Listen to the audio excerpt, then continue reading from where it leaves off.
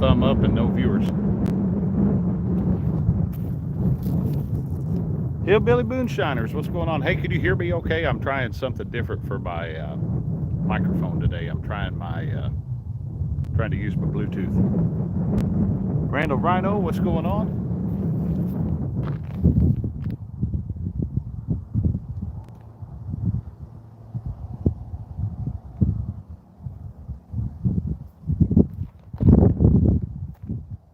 I turn it up a little. I think it's up as loud as it's going to go. That's a problem. I'll try speaking louder, see if it picks it up. Jacob, yep, this is Baldwin Lake. I come out here today. Jerry Parker was supposed to go with me, but he ended up having to work, so figured I'd come out and wet a line for a little while and see if I can come up with anything. We've had two so far today, just a couple small ones. I've got them on a stringer down there. I'm gonna keep a few fish today, but both of them came within about, I don't know, 5 minutes each other, so maybe we're gonna get ready to move into a decent bite. We'll have to wait and see, I guess.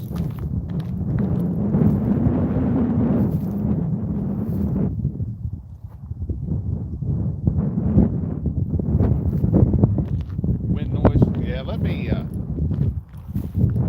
let's try something here. I'll try to.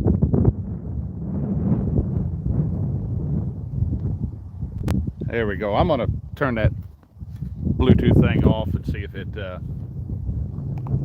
I think it works better off my phone anyway, so. Does that sound any better there? Nice day for Baldwin, do well with bluegill and shad. What would you guess the water temperature? You know, I'm not actually sure. I haven't stuck my hand in the water, but it's not, I'd say mid-50s probably on the water temp. I'm up at the north end of the lake. I'm not up real close to where the hot water discharge runs in, but they've got one stack running today. So there probably is a little bit of hot water. We'll turn that around real quick. There's one stack running. There's probably a little bit of hot water coming into the lake, but not a whole heck of a lot. Get that turned. Excuse me.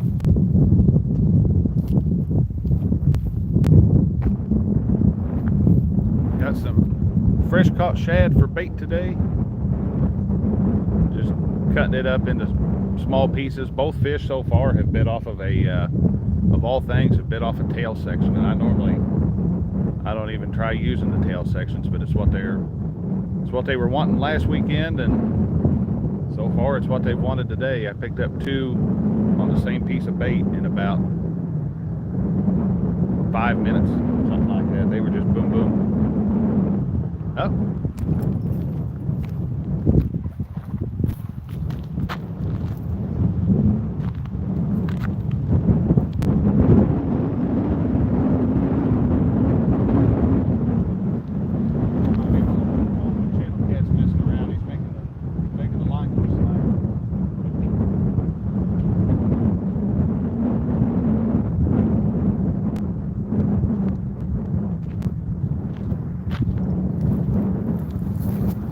Sorry about the wind noise if it's an issue, guys, but I'm right up at the top of the levee. Is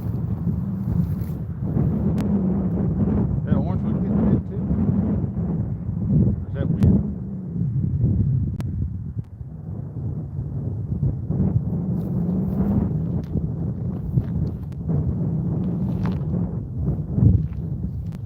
Let's see what we got. Let's see here. Justin, Jacob, Dominic, how's it going? Chad's in here. Chad absolutely loves this lake. Chad Fields loves Baldwin Lake. Ernie Brown, hey, what's going on, Ernie? Good to see you.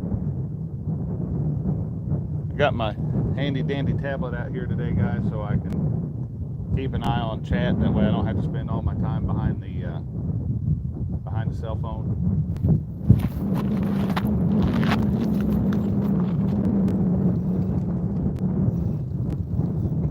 That didn't take long.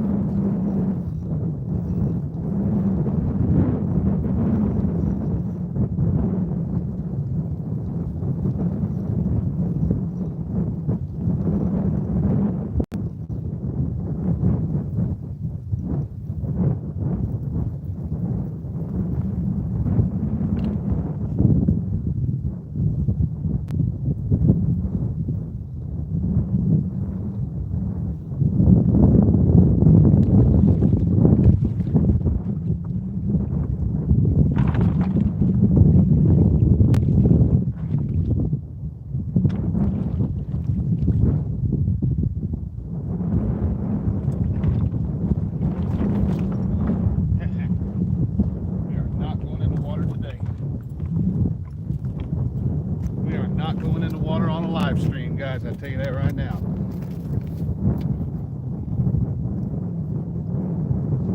That is not happening.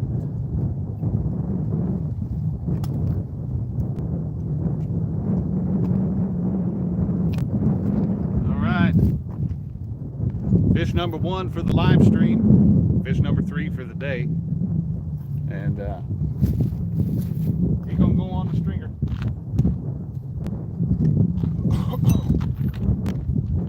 We're keeping a few today.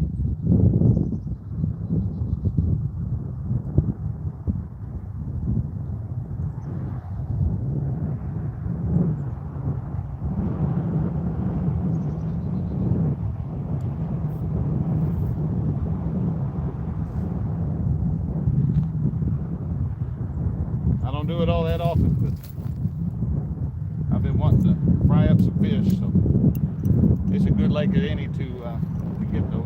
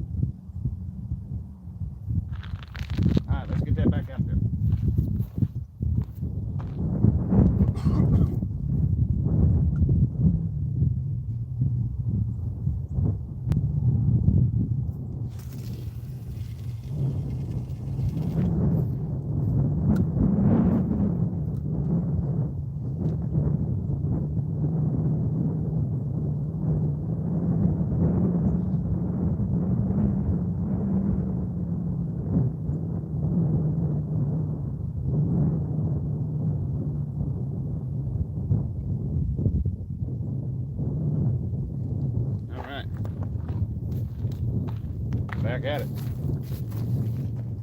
And what I'm fishing, guys, is most of this lake's very, very shallow. Most of this lake's under about 8 foot deep. I'm fishing a little pocket out there that's between 9 and 10 foot deep.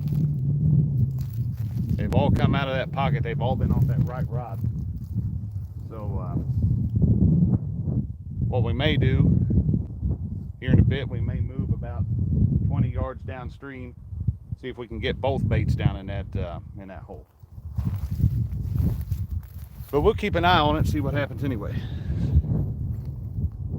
Heath, I got the shad off of the causeway there at Crab Orchard yesterday. They were back where they should have been. I got 2 stringers down there because I thought I didn't bring one with me, and I made one earlier. And those fish are not like being on stringers next to each other. They are not real happy with me right now. Yeah, Heath, there wasn't... you probably could have got as many as you wanted. I threw the net like a whopping 4 times and come up with a couple dozen shad, and I knew that'd be enough for me today. So, I'm going from there. It looked like a kayak fisherman just down from me. He fishing the shoreline.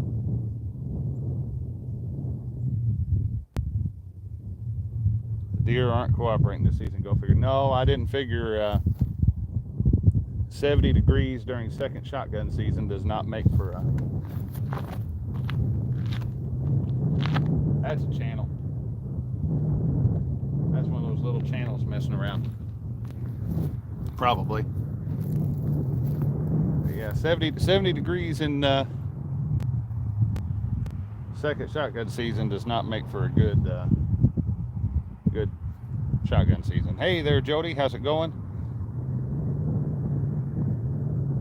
Randall, take care, buddy. I'm sorry, I just saw your message. Hope I caught you before you left. Thanks for stopping in and saying hi. Guys, if you're just joining us, we just had a fish. About a typical Baldwin Lake little cat, but that makes fish number 3 for the day. Fish number 1 on the live stream. I caught 2 before I went live. But we're just using a Sandy Cooper rig, using a little bit heavier sinker than what we probably need. I'm using a 6 ounce on that orange rod just to get some extra casting distance. About a 20-inch leader and a 20-inch leader and a 3-inch peg float. And so far that orange rod's been the only one to catch me a fish today. So.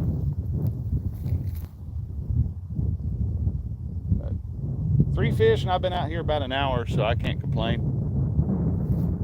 Especially on a lake that I have been very vocal that this lake and I been very vocal that this lake and I have a love-hate relationship, because I love to hate this lake. But I come out here and fished last week with Jerry Parker towards the tail end of his live, and caught 3 or 4 fish. I think he might have helped me hopefully break the curse of this lake. This lake has not been good to me. Pointed out a couple things I'd been doing wrong, and got my confidence up a little bit. And I think that's more than anything, that's more important than anything else. Have confidence where you're fishing at. So we're gonna sit back and see if we can get some more. We're all decked out today, guys. We got the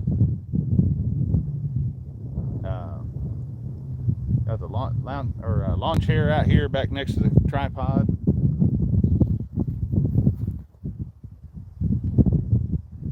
Every time I go to sit down in that lawn chair, though, a fish bite.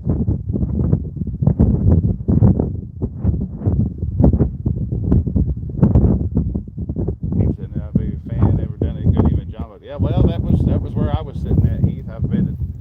I fished it from the bank. I fished it from the boat, and aside from a few puny catfish, most of those have been caught with you.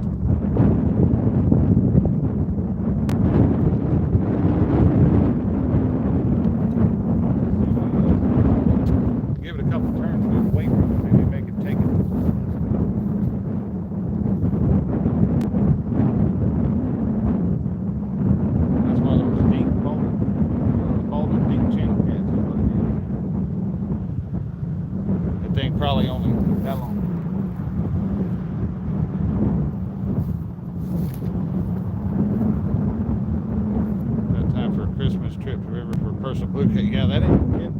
That's coming up in a couple weeks.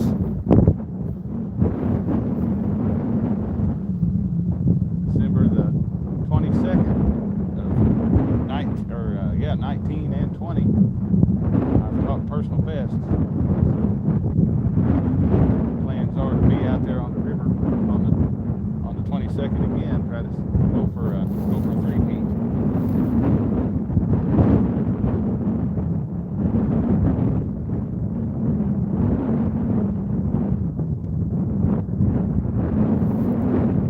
Got a little bit of wind today, but it's blowing the wrong direction.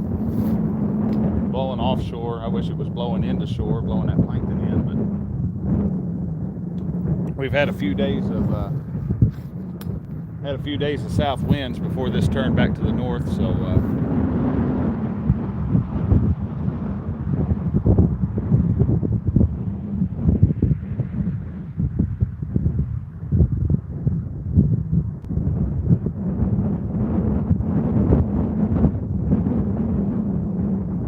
we'll see what it does. I'm gonna sit down for a minute.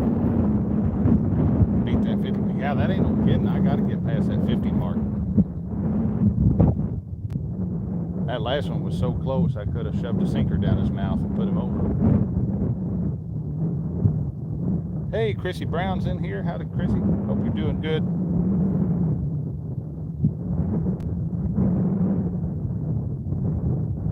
Good.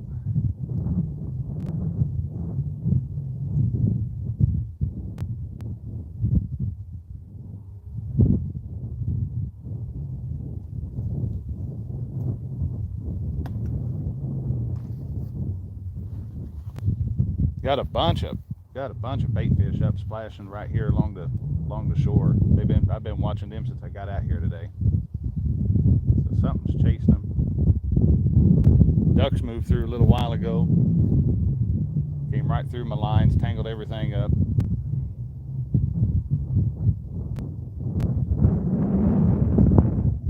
He just won't take it, will he? He's waiting on me to sit down, so I'm going to sit down. That's the quickest way to get a bite. I go sit down and watch the chat here a little bit. Got 12 people in here watching us today on a kind of an impromptu live.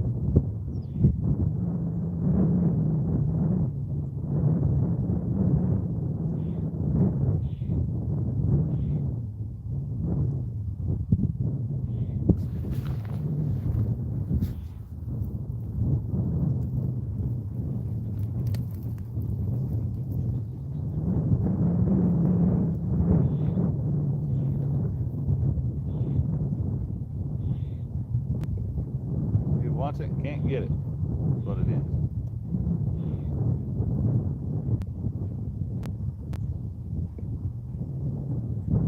I'm only running a 7/0 hook, so he ought to be able to get that in his mouth. I sized down up here. Those 7/0 hooks will still get a fit, get a good sized fish, but makes it a little bit easier for those little ones to get it in their mouth. There's a lighter wire too, so.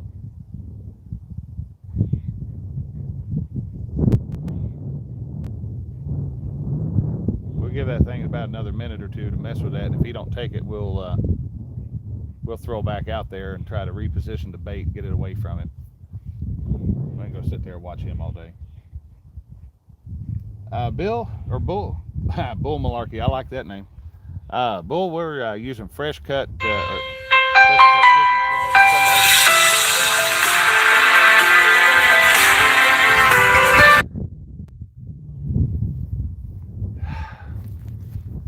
Hold on a second, guys. I got to send a message.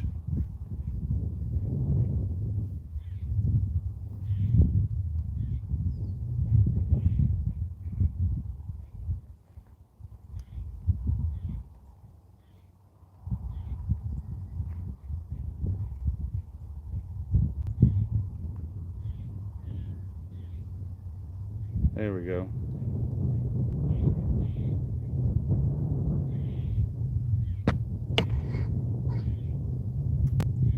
No, it wasn't potential spam.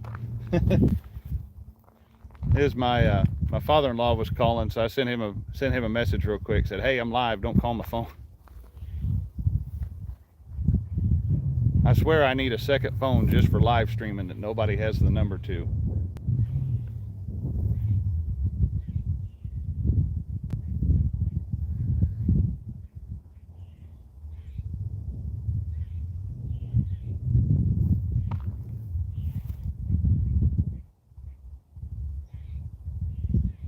Yeah, we're fishing with fresh cut gizzard shad today.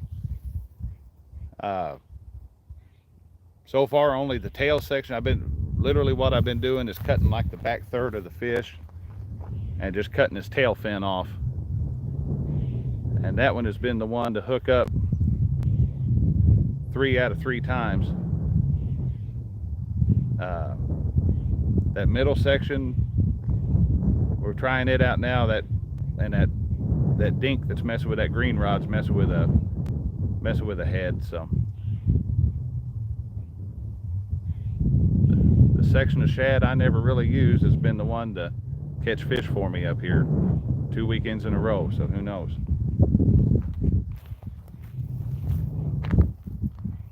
Hey, there's Jerry Parker. What's going on, Jerry? Wish you could have been out here with me today, buddy. But we've had 1 fish on the live stream and 2 on the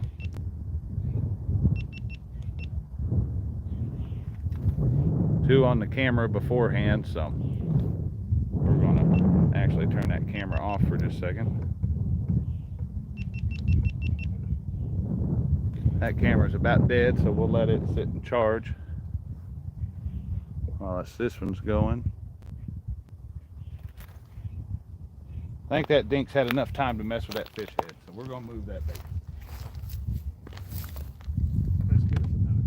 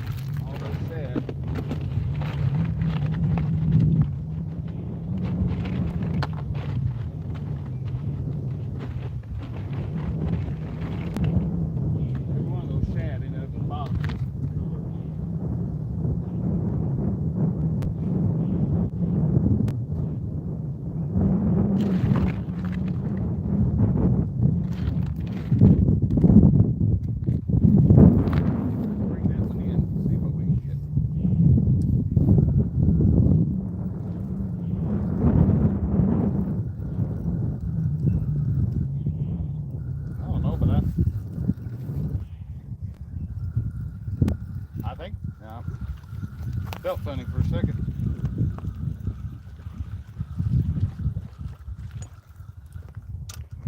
Let's see what we got.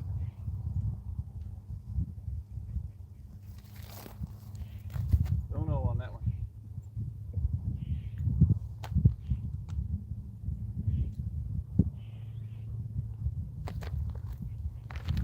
There's the tail end section of that shad. That's what's been working for me today.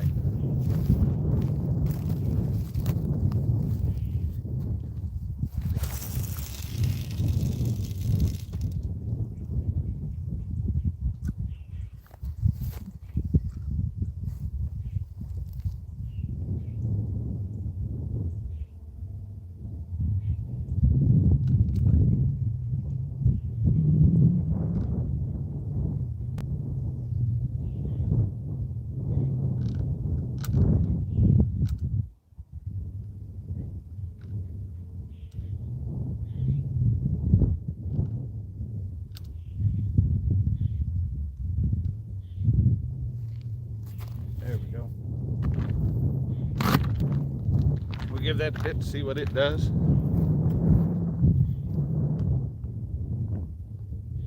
Like I said, they seem to like that tail end section. I don't know why, but that's just what they've, 2 weekends in a row, they've bit off that one.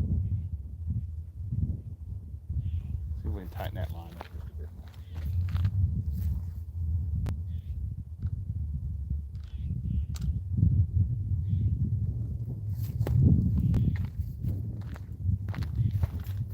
I'm gonna go sit down and keep an eye on it. Fishing Colorado seem to have to stink it up all high and heavy. All right, bye, Jody. Hey, Jacob.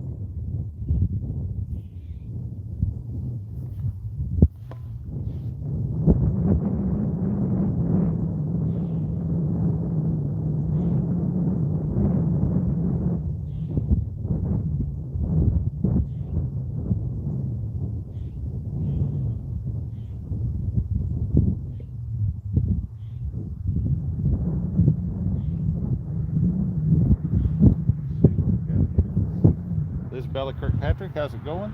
Nice of you to join us today. We just rebaited the green rod with the tail section of shad. We got the middle section on that orange rod there. That's been the only rod that catches any fish so far today. We're fishing a little bit of about a 9-foot hole.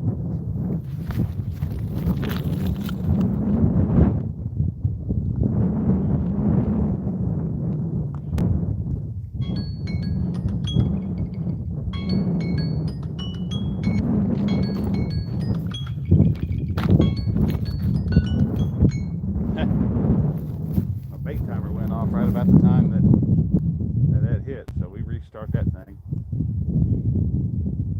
Thought we were going to get one for a second.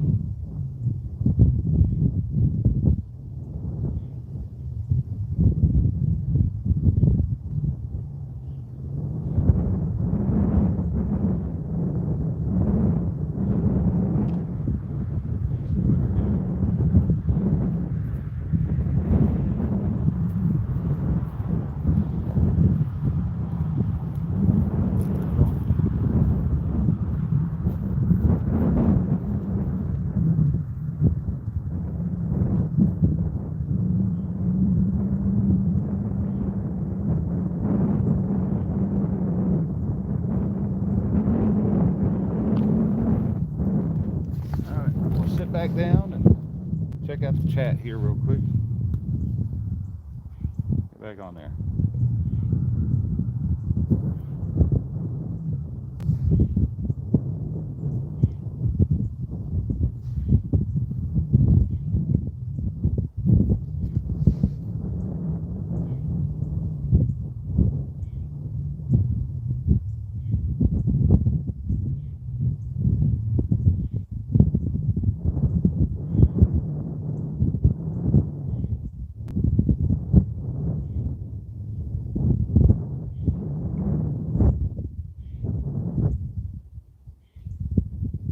Hey, Michael Williams.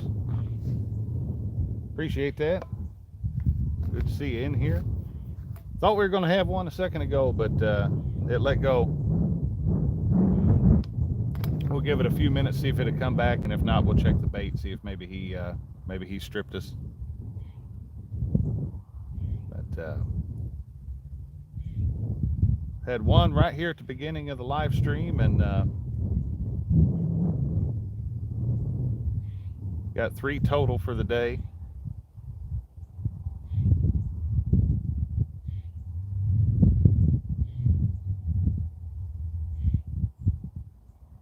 These Baldwin Lake cats, I'm still learning them, guys. They don't act right.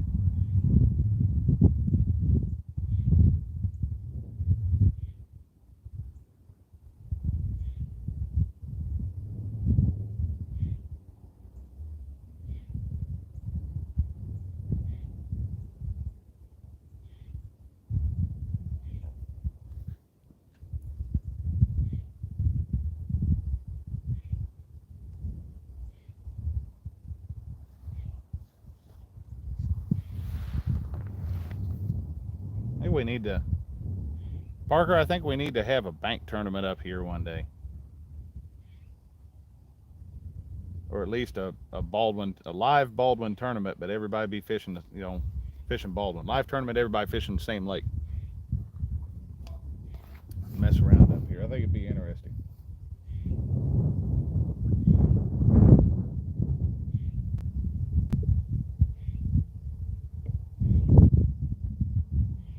Hitting the river tomorrow, Josh. Going live. If you want to join me, I may try to do that. Depends on how long I think it's going to take me to. I finally got all the stuff to put the stereo that was in my white truck into my new truck. Shouldn't take real long. It should just be plugging stuff in, but if I can get all that put in there pretty quick, we'll be in good shape. I'm tired of that factory stereo. It just doesn't want to act right half the time.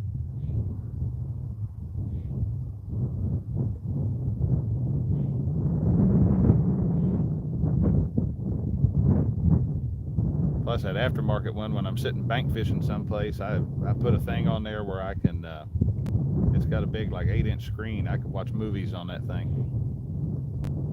And I have done it. I've sat there in the truck watching the rods and watching a movie at the same time.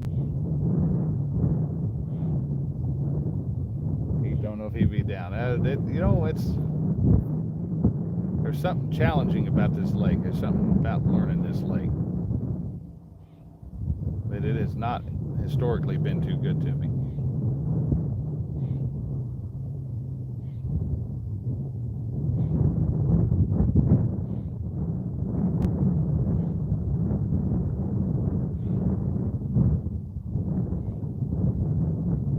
Going early? Yeah, I'll talk to you tonight about it, Jerry. That may work out pretty well.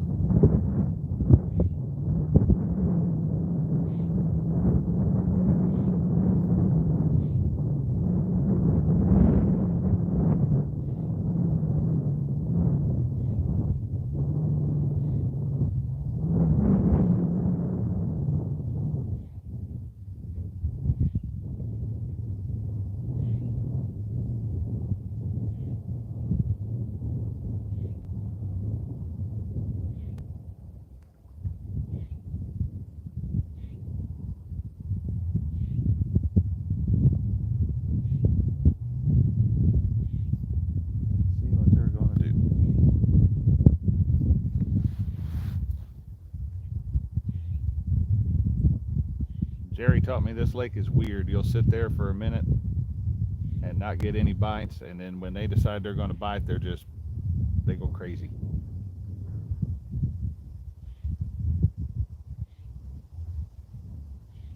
I do that. You fish for your batsman. I'm okay with that, Heath. I am perfectly fine with that. I've been thinking about doing that anyway. I thought we need to go down to Dutchman and do a one-on-one down there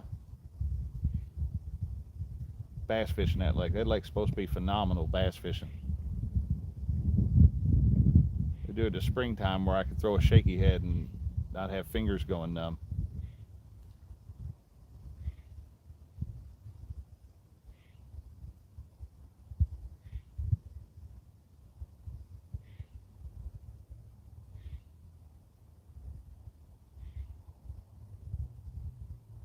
All right, let's check our bait on that orange rod, guys. He's had long enough. He ain't come back. So let's check that one out.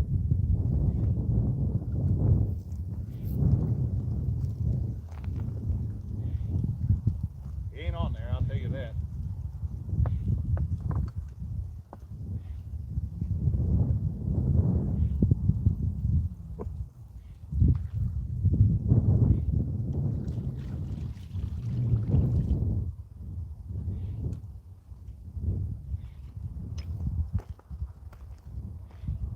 Still got bait.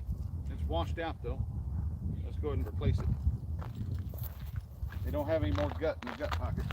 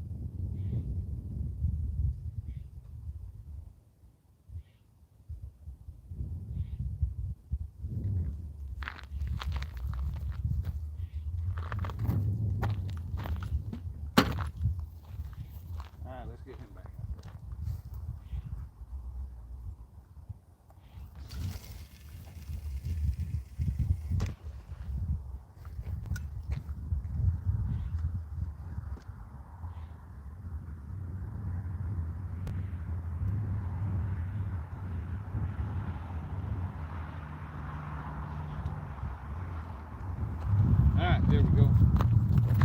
Let's see what that one will do. They still had the bait, guys, but the all the guts were washed out of the gut pocket, so it's not a. Might as well go ahead and put a new piece on since we had it up here. Cut another midsection of a shad. Let's see what we can get.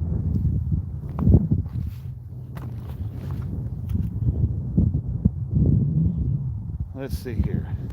Supposedly it's an April to May lake. Baldwin Bass Lake. Outdoors Big Matt. Hey there, Big Matt. Nice of you to join us. Jerry Parker trying to get himself a 5-minute timeout.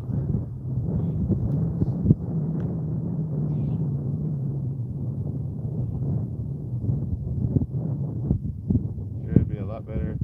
Might have killed the big 8-pointer I saw Thursday night, but wouldn't give me a decent shot at 75 yards. Saw 0 cents. Ugh.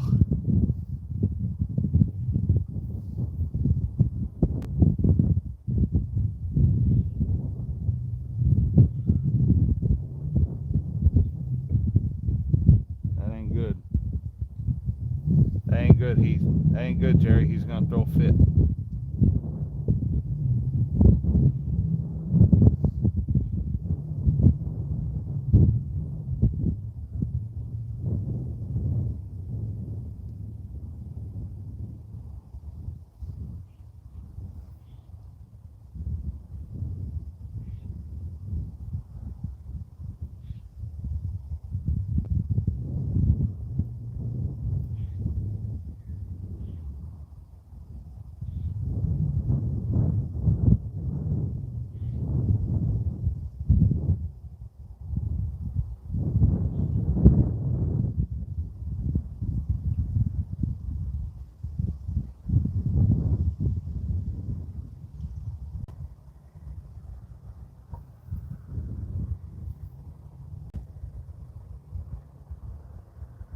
Seagull moving in on us. Keep an eye on him. I've got a history of having birds land on my fishing rods when I'm live. It happened last time I was live.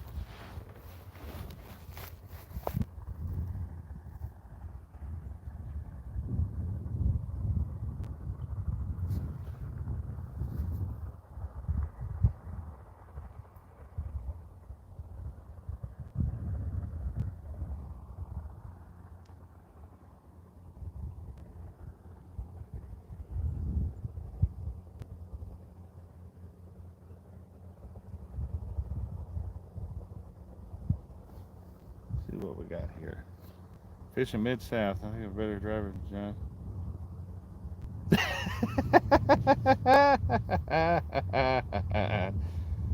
Man. You know, Heath fishes for bass a lot more than I do.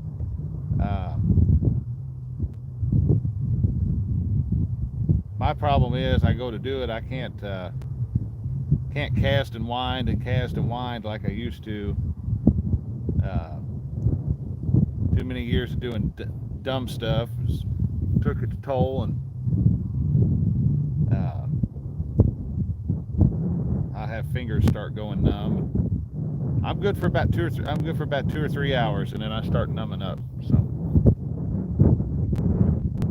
if Heath and I do a tournament, I have to catch my fish if I'm going to do it. I'm going to have to catch it in that first about hour and a half. After that, it's just going to start to hurt. Weekday, he gets 5 days. He's going to get 2. What's this? What have I missed here?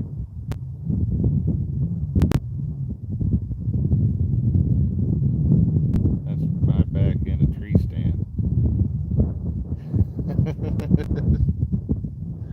Oh Lord.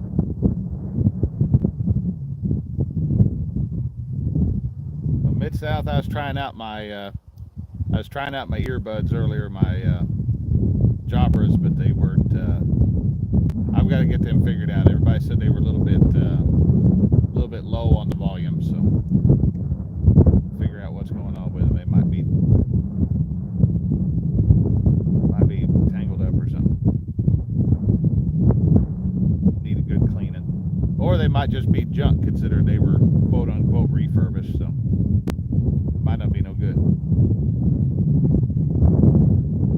The shed working on the bank? Yes, Jerry, the shed are everywhere up here on the bank. It almost makes me wish I'd brought my thrown my net on the wagon when I left the truck. Caught a few more while I was up here, but I've got enough to get me by, so.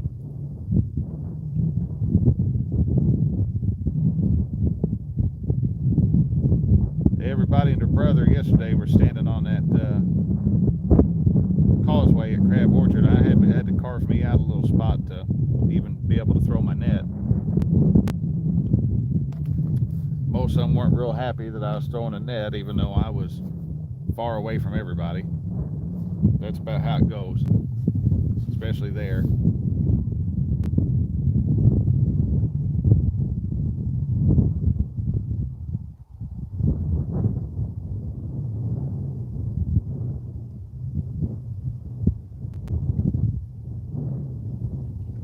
A few passages a while back. Catfish video suck.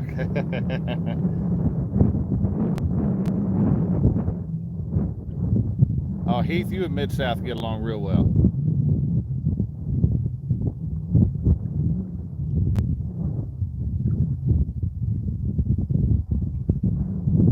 Heath will have to get you out on the Mississippi. Heath's been out there on the Mississippi.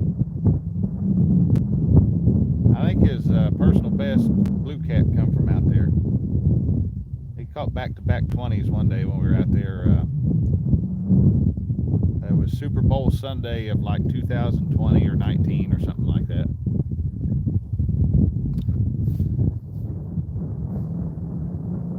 He should be on Mississippi. I'll show you to get skunked there too. Nice.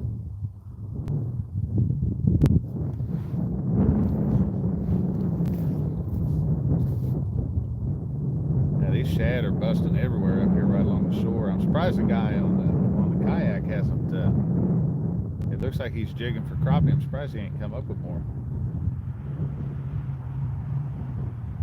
Something's aggravating these shad.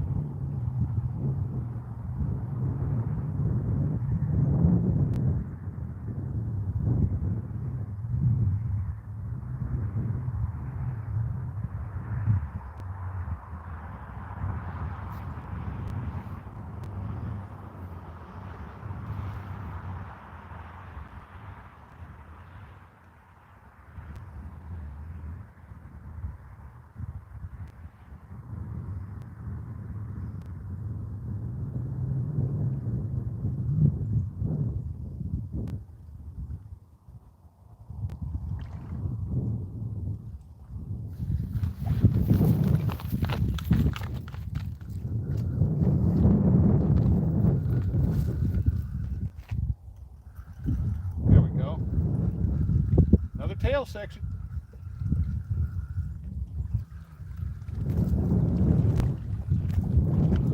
All they want.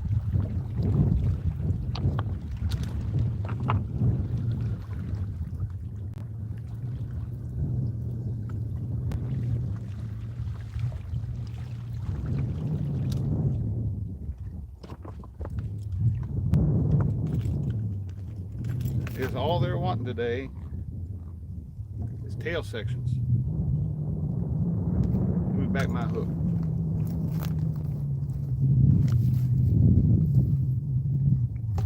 Alright. Little bitty guy there. So we're going to let him go. We ain't even going to put him on the stringer. He's too small.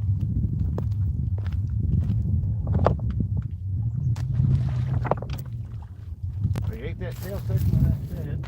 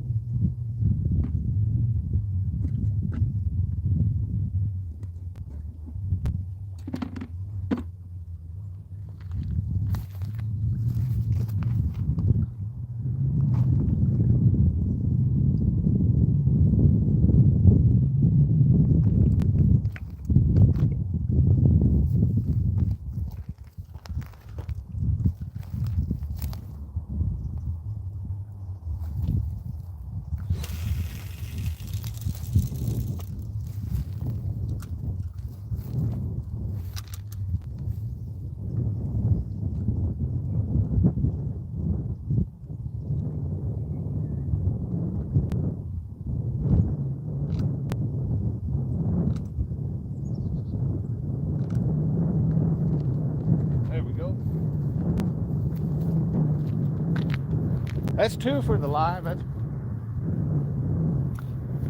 can't complain about that.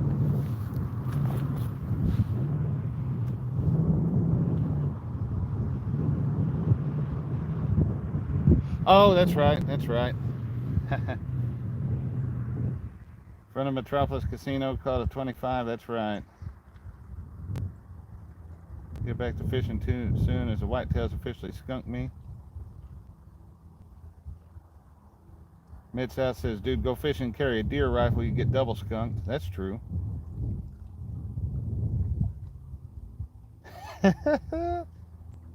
J-Dog, what's going on?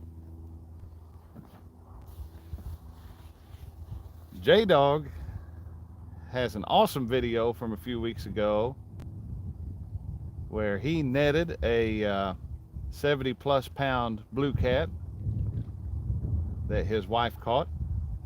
Awesome video to watch. Christina and I sat and watched that video, and we were just rolling listening to the dialogue, because it sounds like what would be going on if this was caught in my boat, other than J-Dog was a lot nicer. As Christina pointed it out, there was times that he was saying things nicely that she said I probably wouldn't have been so nice saying them, but the message would have been the same. Who else we got here? Chrissy Brown in here. Jerry.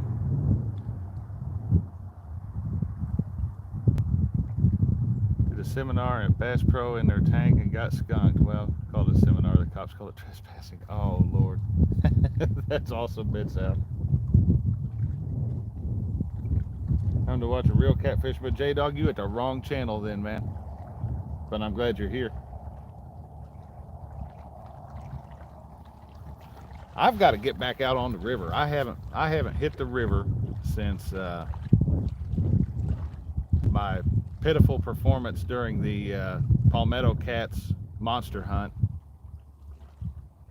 My daughter Caitlin fished Muskrat Adventures Halloween Kids Tournament the first part of that day, and did an awesome job up there doing that.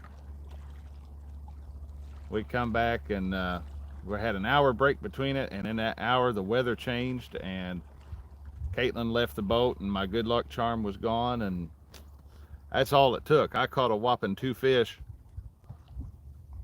biggest one probably being 14 or 15 pounds. That was about it. Just couldn't find them that day, but she did. Kind of dialogue my dad and I used to have. Oh yeah. That's the truth. I still think one of the best days I can remember fishing is, guys, I finally talked HS Outdoors. I talked Heath's dad into coming fishing with us one day out of my boat. We were all 3 bass fishing out of my 21-foot boat, him sitting in the middle. And if I remember right, he didn't catch a thing that day.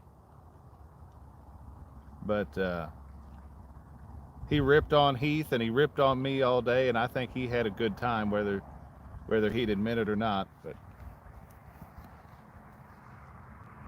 Gregory Cooper just left there. What's the deal with it?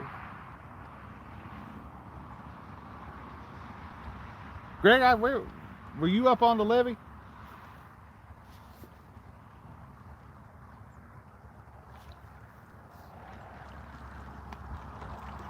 If she wins Blue Cat of the Year, my favorite spot. Well, Greg, that wasn't you that I walked past on my way in, was it? Had the rocks piled up and had a nice little fire going. Man, I wish I'd known it.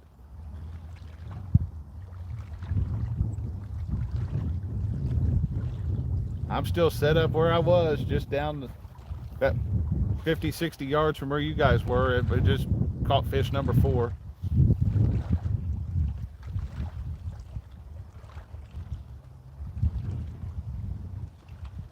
Jerry Gregg is the one that has told me to not give up on this lake. He has promised me there's good fish in this lake. And I believe them. They just don't like to bite on my stuff. So.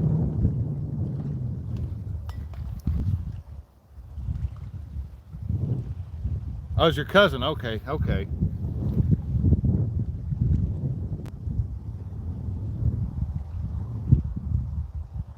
I was gonna say I kind of had my blinders on when I was walking in, dragging this big old heavy cart anyway. So a lot of the time I need somebody to whack me in the head. And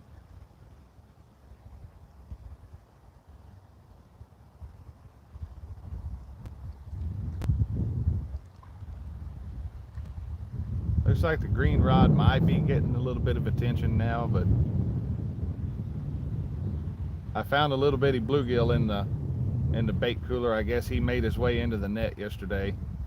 So I cut him up. That's got a little bitty chunk of bluegill on there right now. So I don't know if they'll bite that in here or not, but we'll give it a shot.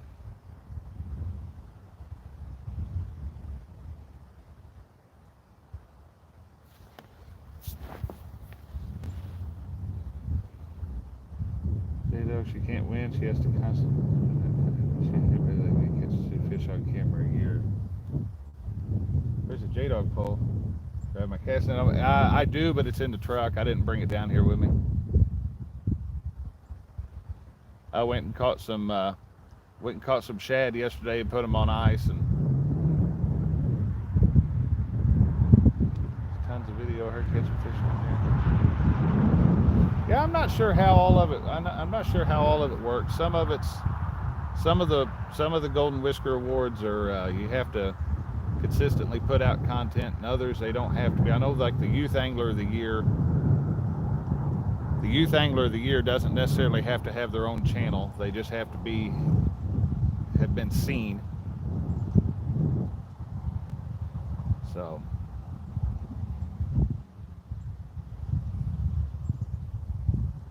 we'll see what becomes of it. I was working on my ballot for the Golden Whiskers the other day, trying to figure out who all I was gonna nominate. For the right super chat, I'll nominate you. Just kidding. It doesn't work that way, but it's funny to say it. Parker, have a video from Baldwin kayak fishing a couple of days. Yeah, I've watched that one, Jerry. That's a good video.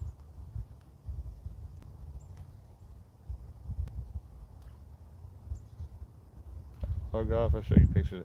Absolutely, brother. It's good to see you. I wish I'd known you were here. I'd have come by and tried to steal some of your Baldwin mojo. Lord knows I need it. Oh, I gotta stand up for a minute. Check on the phone.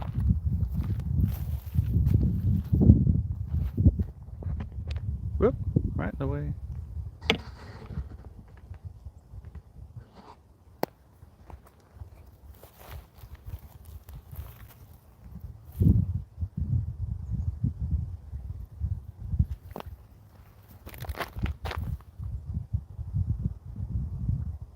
They're biting, but they're biting slow. But it seems like when they do bite, they're taking it. Somebody sent me a message. Who this is? Not working on mine. Okay, somebody.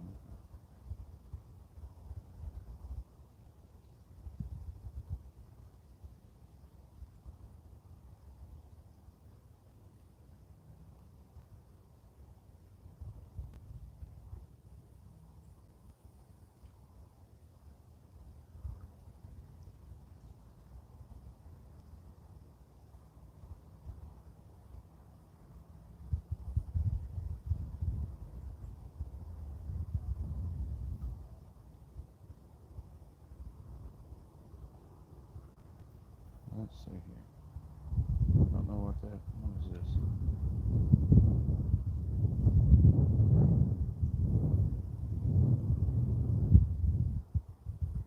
Did I say here correctly? Kayak Catfish won new channel of the year last year.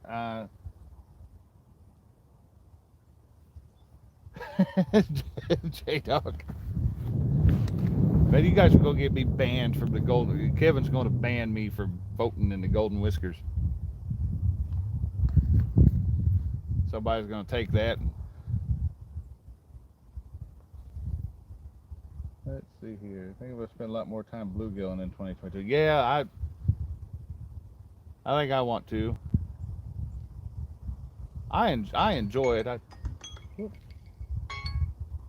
We'll restart that.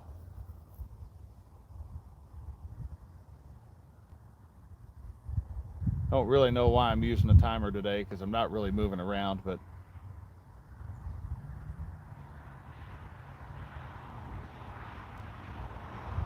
if I sit there for a full timer, I'm going to check my bait out at the end of it. He really started in 2020 and is where he is. I mean, absolutely. Yeah, I'm not sure if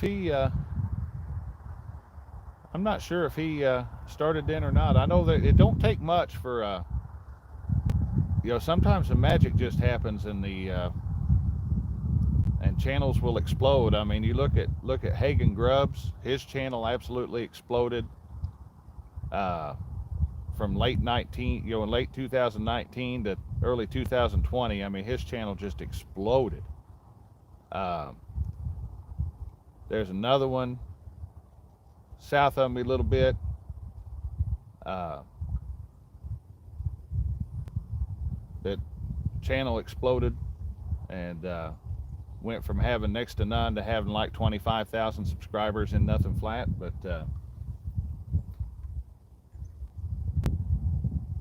if you put out consistent content, and sometimes it don't even matter if you're catching fish, just be consistent out there. That YouTube algorithm pays off. I put out a lot more content before John was born, so we'll struggle through the first year. Once he gets to be a year old, babies get a little bit easier after a year. So once he's a year old, he'll be like Caitlin. I'll pack him up, take him with me fishing places. Right now, it's a logistical nightmare. The shad are going nuts right out in front of the rods here on the shore. If I didn't know better, I'd think those catfish on the stringer were aggravating those shad, but they got a rope through their mouths. They ain't doing nothing.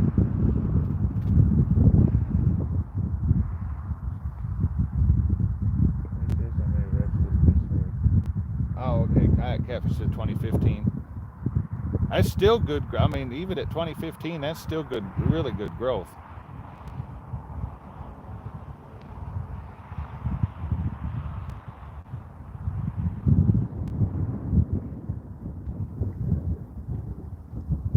Wind shifted directions a little bit on us.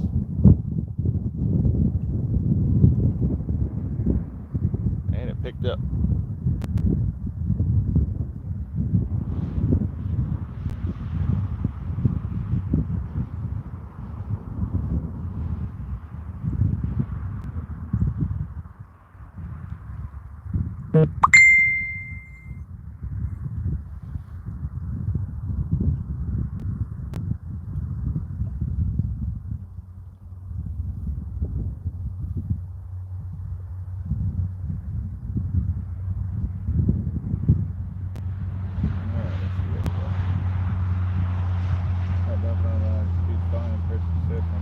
Yeah, they ain't no kidding.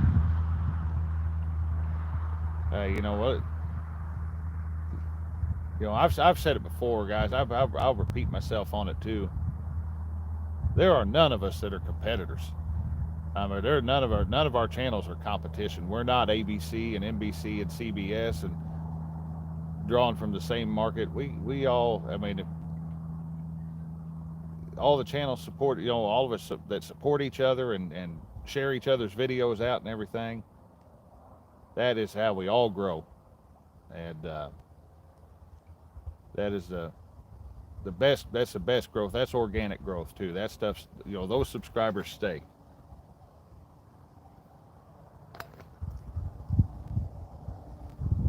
And all that is jumping in people's lives and saying hi and sharing it out and everything. I try to do the same thing what I can. Some of that's a little bit difficult because I work in the middle of the night and I'm up at weird hours, but but it all works. We need another fish.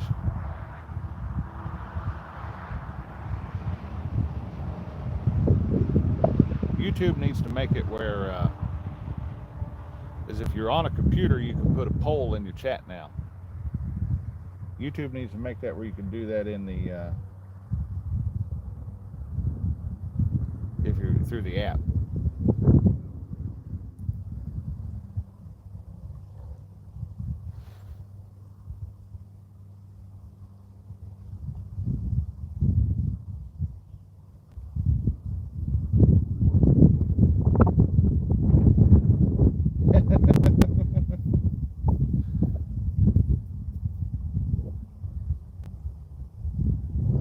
Yeah, Mid-South, I've been grinding away at it since about late 2016, I think. 2015, 2016, so.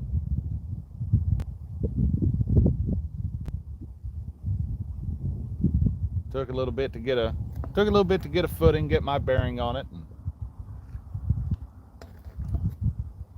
some of the first videos I ever did were horrible. No, Heath, forget that.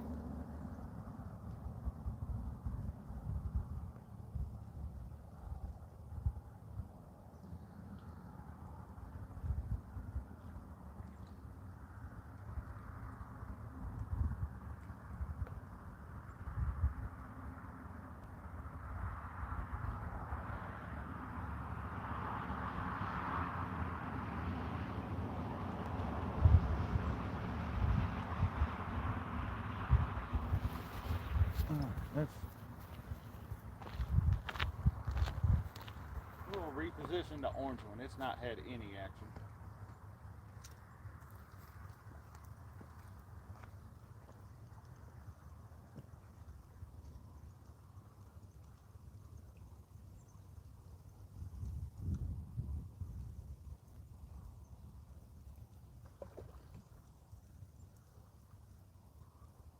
That looks bait.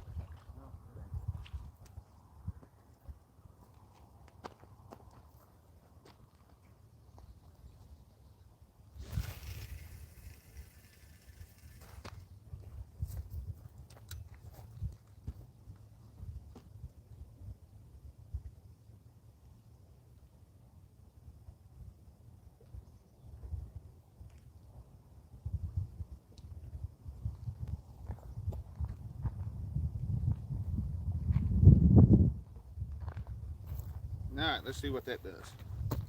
Close that. I don't know if we'll give that bluegill a whole real long time to get something's attention, because they're not.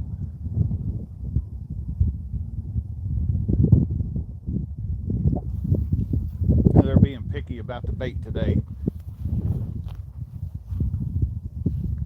I've never seen them where they'll only take one section of that shad. Till last weekend when I come up here. So.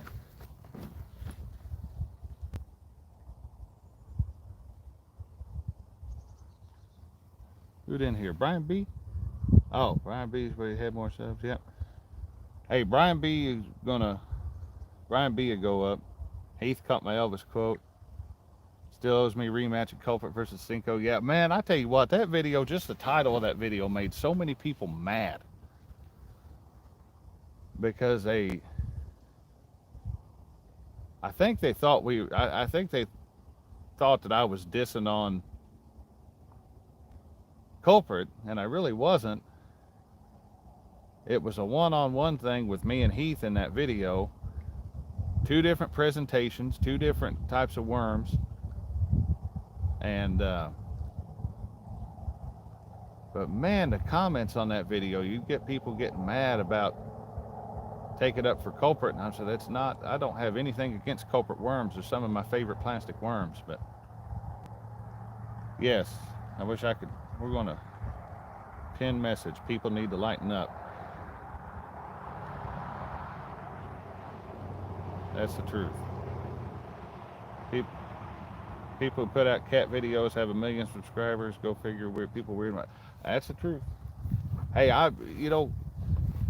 there for a while, Caitlin was watching some video of some lady that you only ever saw her hands, and she would open like these little surprise toys and stuff. So she'd have maybe $5 or $10 in these little. She'd have $5 or $10 in these little toys in each video, and she had millions of subscribers and millions of views on her videos. People are just weird what they watch.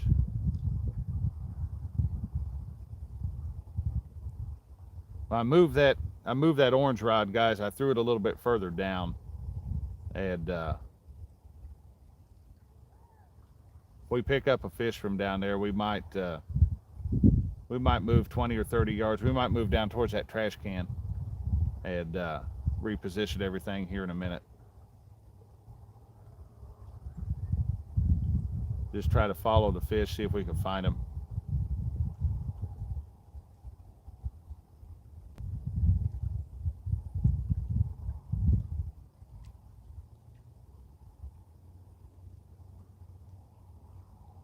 A little cart has come in handy, though. I tell you what, I do more bank fishing now that I have that cart than I ever did when I was having to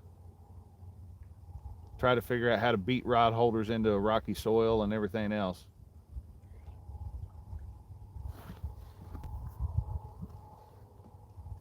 Nobody wants to watch bait being caught.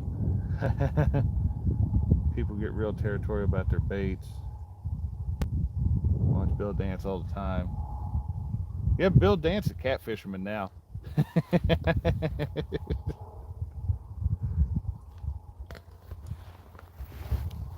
I still enjoy a good Mike Iaconelli video every once in a while just because of how fired up he gets.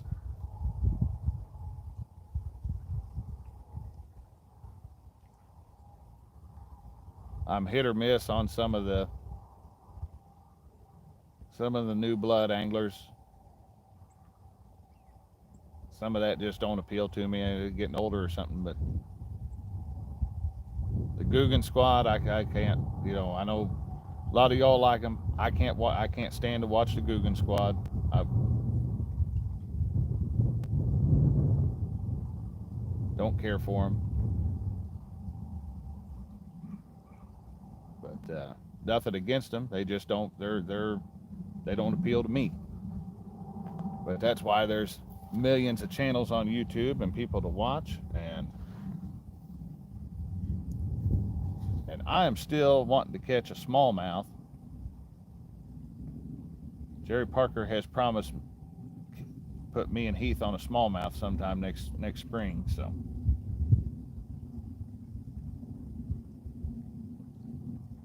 much larger wheels. Yeah, I tell you what, there, Mid-South, that's kind of was the selling point on this particular cart. I was at Walmart one day, and we had one that was more like had like for a kid's wagon. They were real narrow, and these aren't much taller, but they're about the wheels are about 3 times wider than than what comes on a kid's wagon, and it made it real good. I was dragging it through some loose gravel the other day, some real thick pea gravel stuff, and I never had any trouble with the wheels sinking, so that was what I was worried about. I wish it had, truly and honestly, I wish it had pneumatic tires on it. I think it'd roll better, but that might have to become a video sometime in the future if I find something that fit in there real good. Go to Harbor Freight, pick me up something.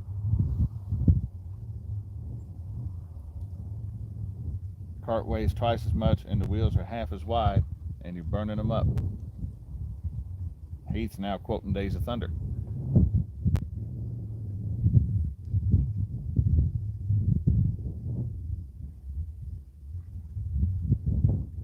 I like creek fishing adventures. He puts out easy watch video, never catches big fish, but he fishes every sort of. Hey, that's some of the better received videos I've had has been ones where I've gone just back behind some of our spillways and stuff and messed around back there. There's some interesting looking areas. That one where I've come up on those white bass behind that one spillway. It was a bunch of gar, and then finally caught white bass and then tore my reel up, and turned out good. Of course, that's all way low back there now. You can't. There's no water back there, but.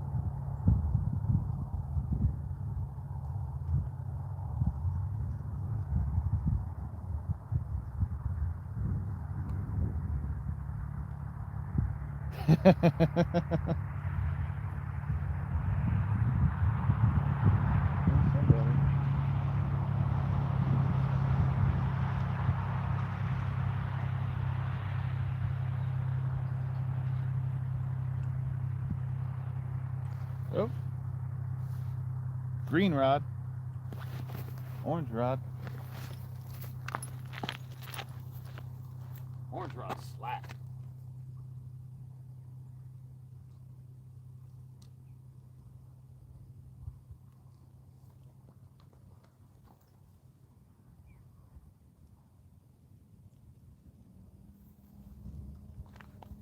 They both got hit there.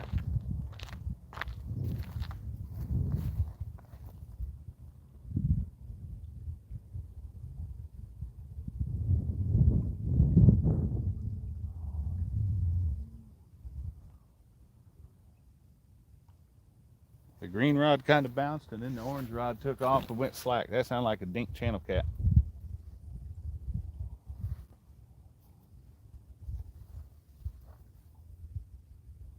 There goes green. Something's messing with that bluegill finally. And there goes orange.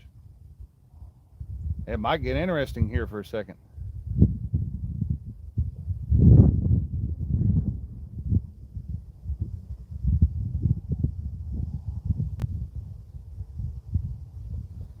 I got to keep an eye on the time because they are absolute now. They have changed their signs. It says at 4 p.m. you got to be out of here. They're going to lock the gate. So.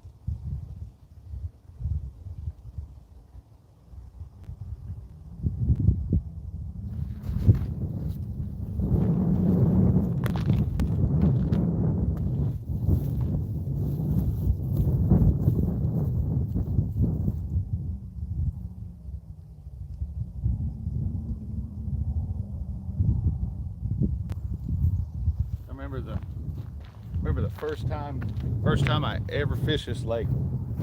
Heath and I come up here and bank fished it, and we walked all the way down to where you couldn't. They won't let you go no further. And we were hurling out big old chunks of skipjack, half a skipjack on 10-aught hooks, and not catching nothing, just chasing dink bites all day.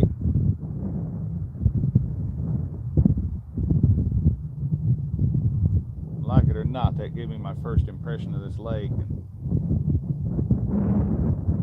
I won't sit down while one of these two is bound to hook up in a second.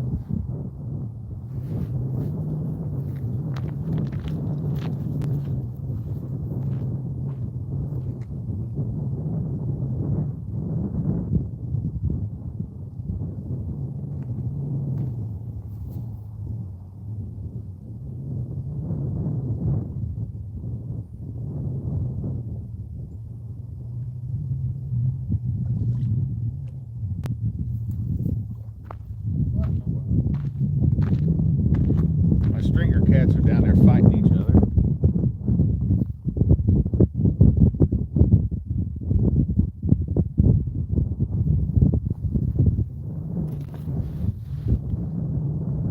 Oh, one tiny channel, yeah, that's...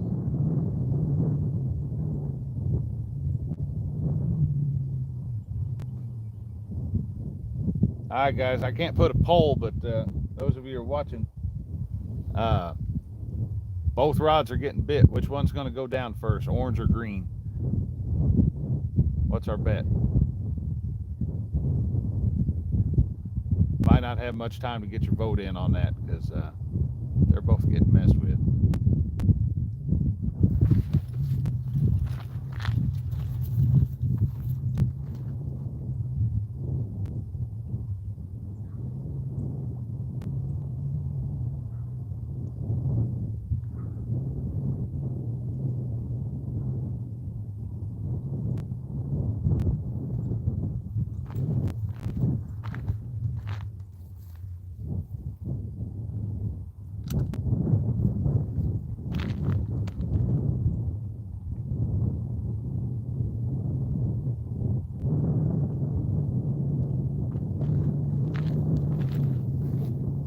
both want it.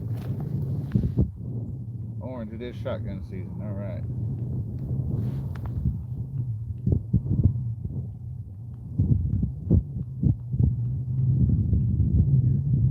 This I'm glad to see they'll at least bite on that little bluegill. Whether or not we hook up on it.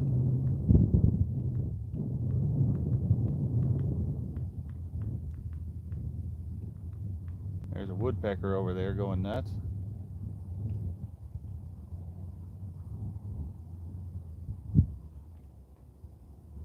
Chrissy, I think we've had 2 during the live. Yeah, we've had 2 during the live. We just caught the second one just a little while back. Makes fish count for the day 4, but first 2 were caught before I was live, so.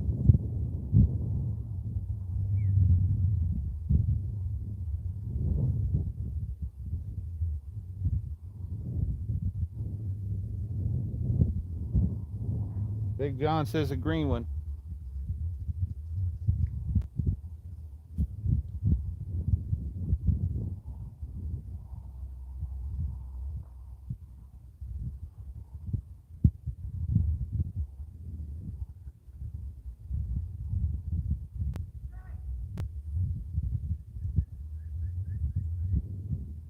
Thank you, Chrissy. I hope we do too. We've got both of them getting messed with right now, but they're both, neither one of them are getting, nothing's taking it so far.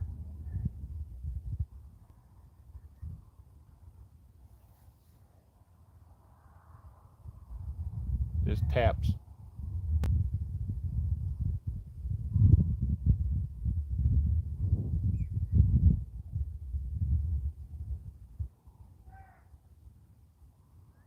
I wish Crab Orchard wasn't so low. I'd like to do another one of Heath and I did a little crappie competition, catching crappies under the bridge with live minnows 2 or 3 years ago. I'd like to do that one again. Jerry going for green.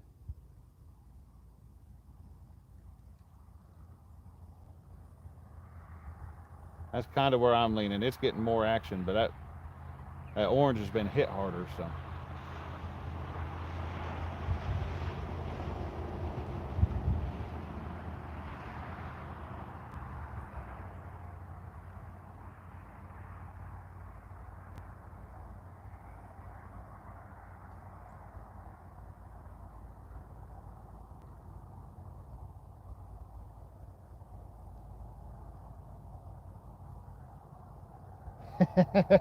Chris Lee's made it in. Hooks and hammocks. Yep, yeah, buddy. I'm at Baldwin.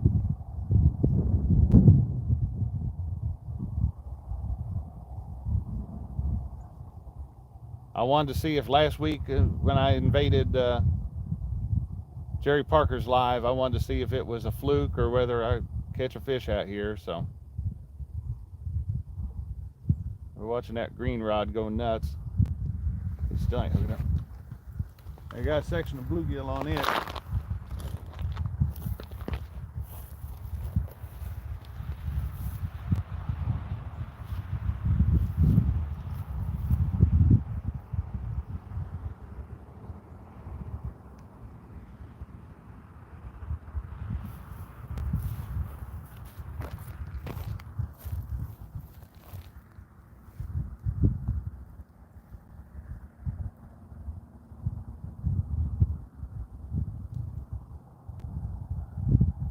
Take it.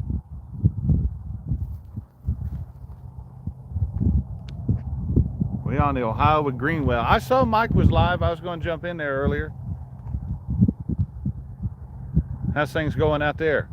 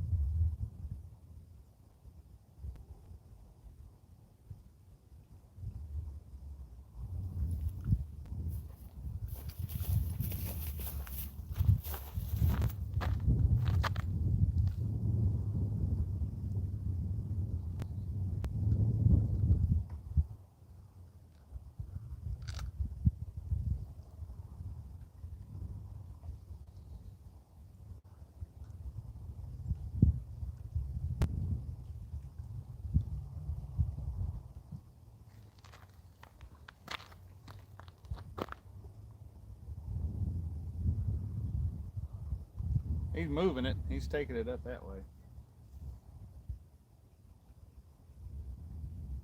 Got to be a small fish.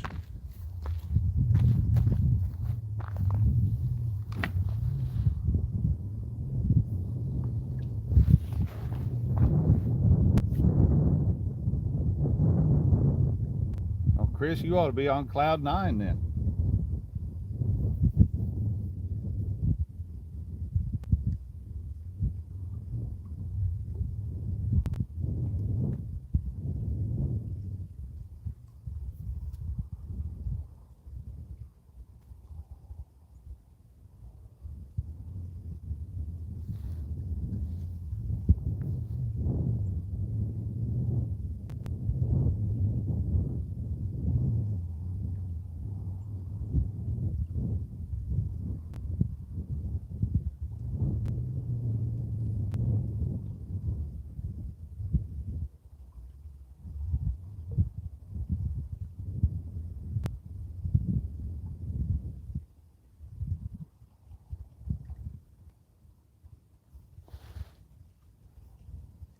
What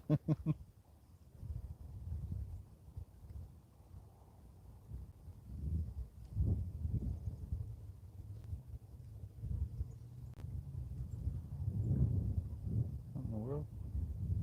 There we go.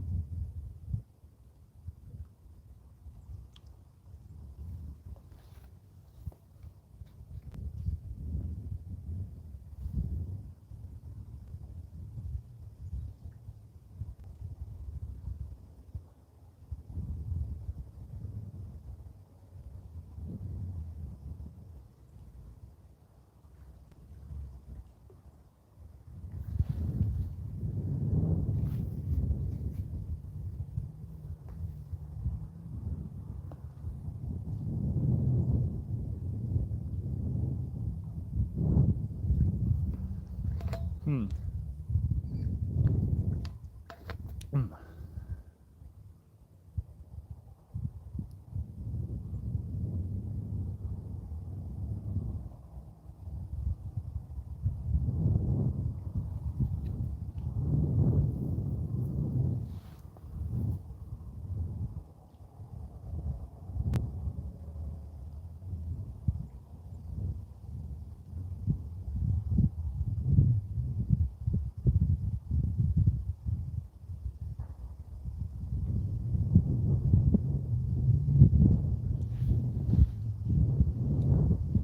Hey, Evan. What's going on, my friend?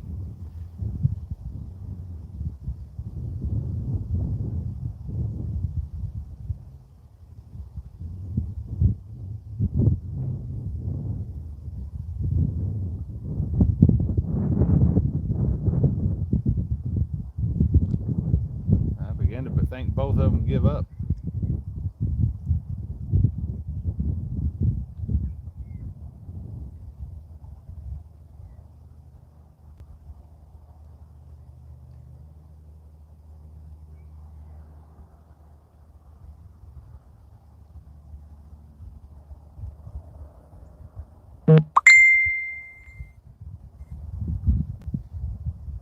Mom sent me something here.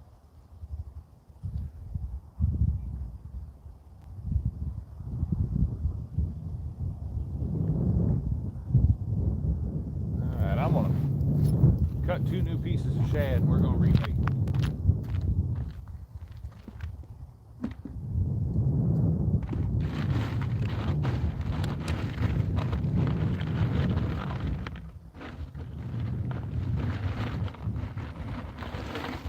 There we go. Couple good ones.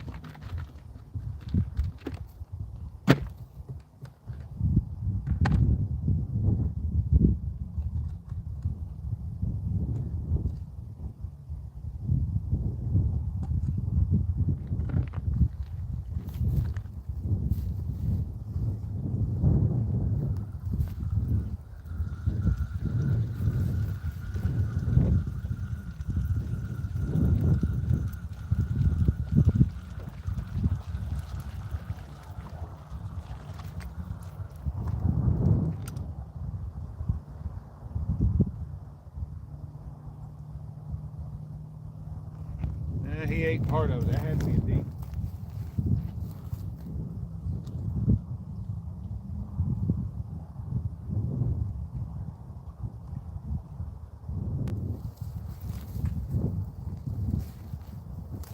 We'll try that out. We'll hook that thing up through the nose. Come out behind his skull.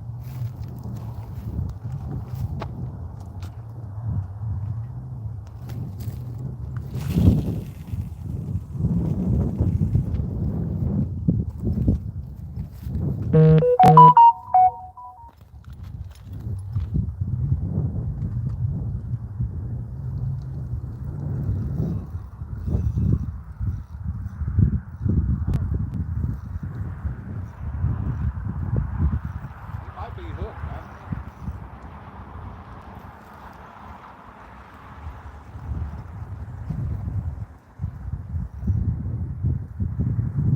We got him.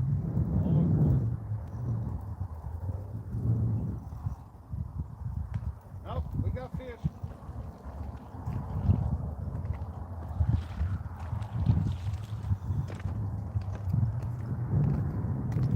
Heath, you won. Give me a second. Let me get that line straightened up.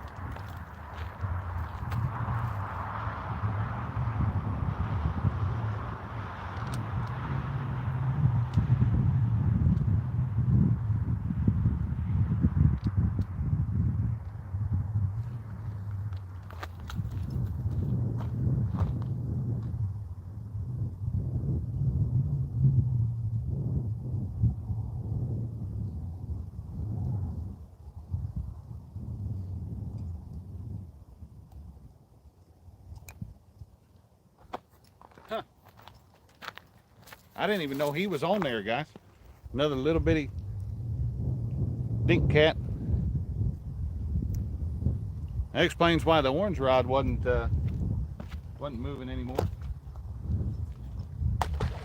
We throw him back, rebait, and get back out there.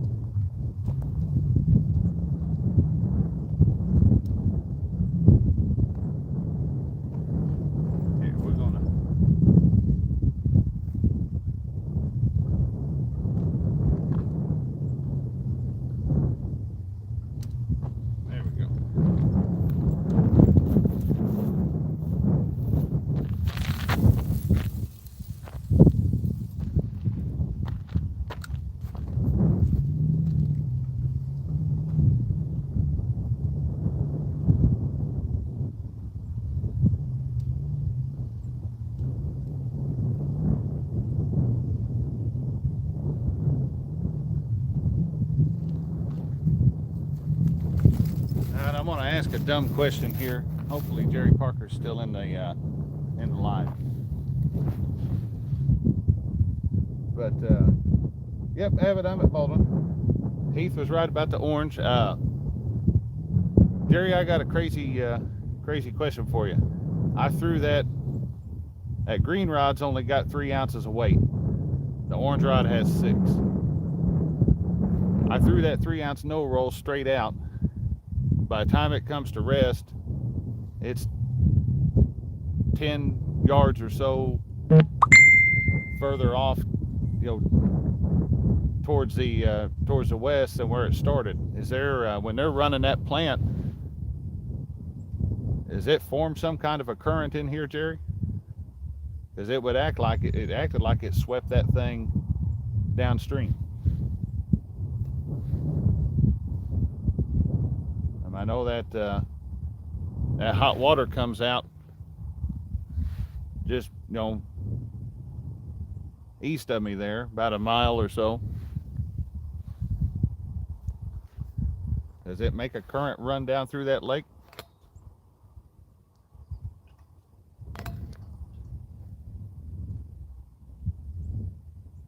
Let's restart our timer here.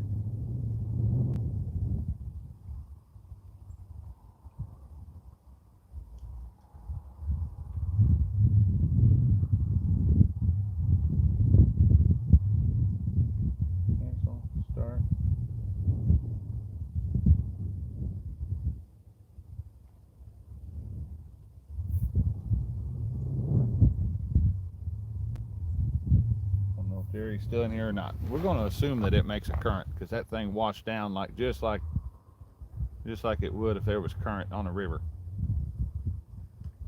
The 6 is staying put.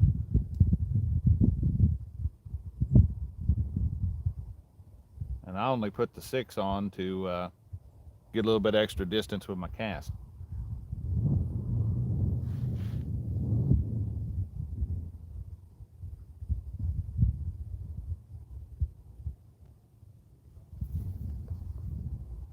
There, our kayak fisherman, he's going away now.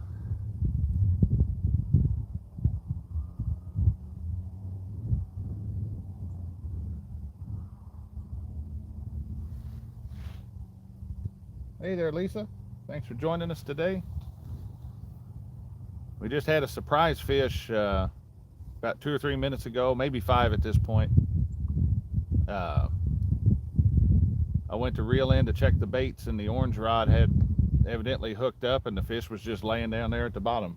So nothing big so far today. They've all been about par for the course for Baldwin, but they're fun to catch.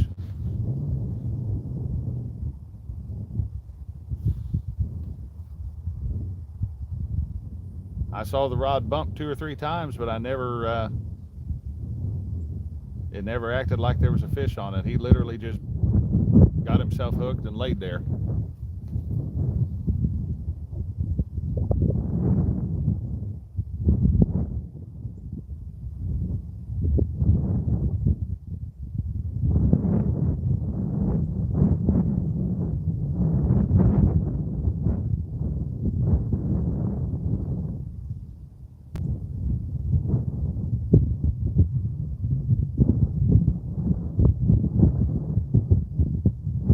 Fresh bait, fresh brand new cuts of shad. We'll see if anything. I put a tail section again because that's what they've all been biting on, the tail section. So we'll see what they do.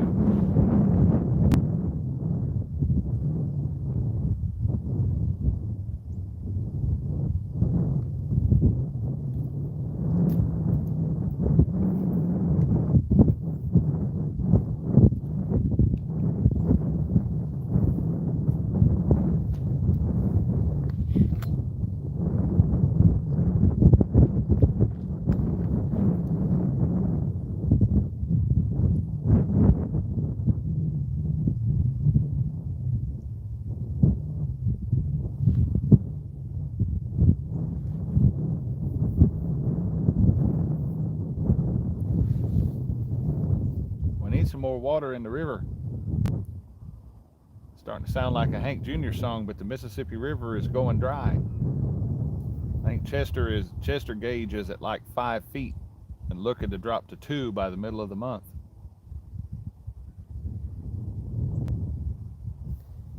I got a feeling that when we finally start getting rain, we're going to get a lot of it, and it's going to send those rivers out of the banks.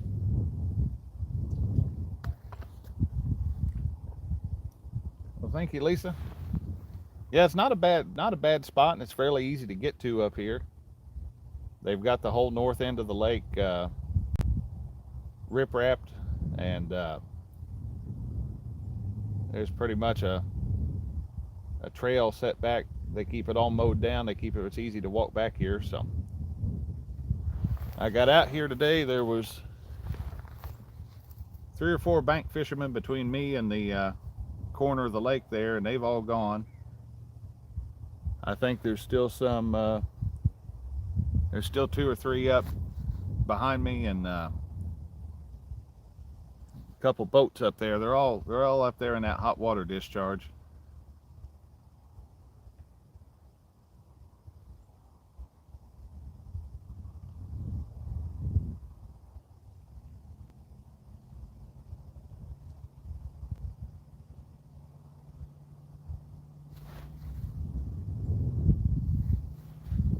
Can't really complain that it's almost 70 degrees in the first weekend of December, so we'll pay for it later, but right now it ain't too bad.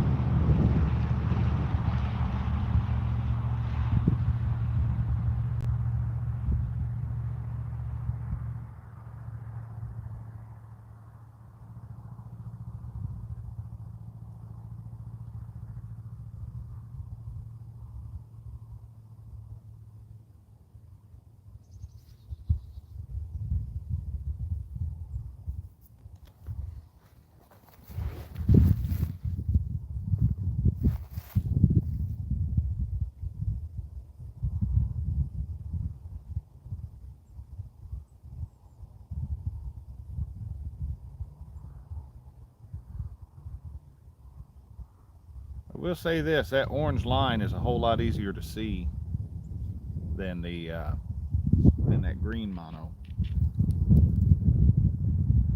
I just wish it was easier to find. I have to order it to get it.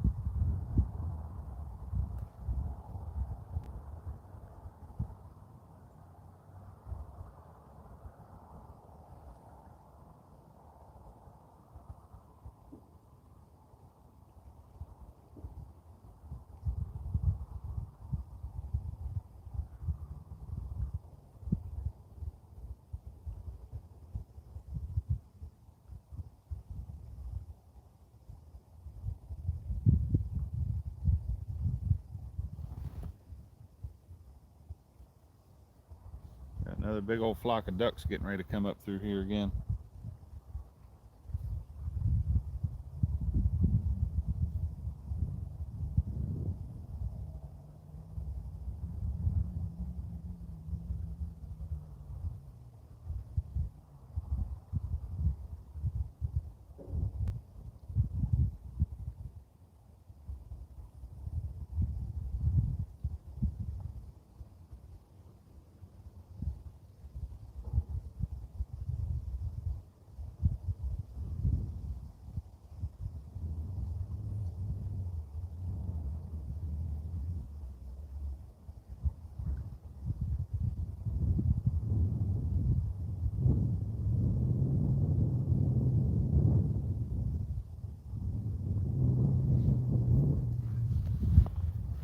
Oh, it's nice out today.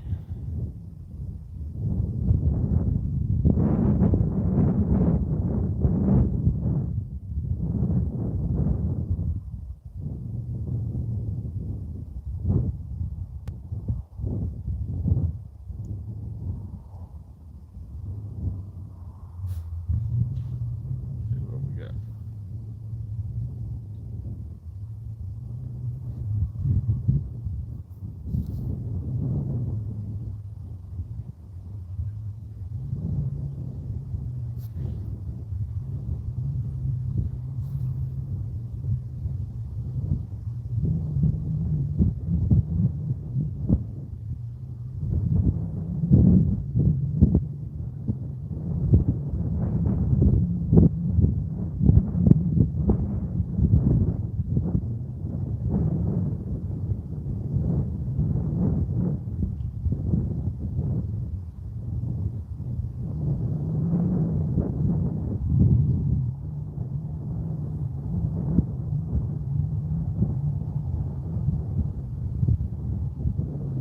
There go the ducks.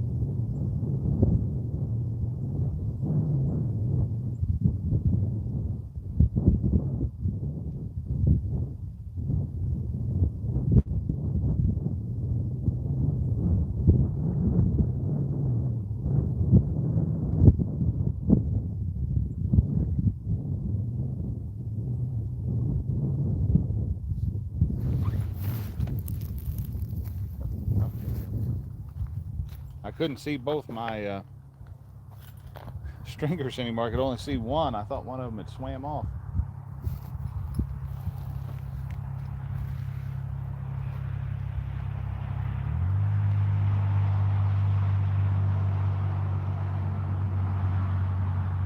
I think what we're going to do, we're going to give it a few more minutes over here.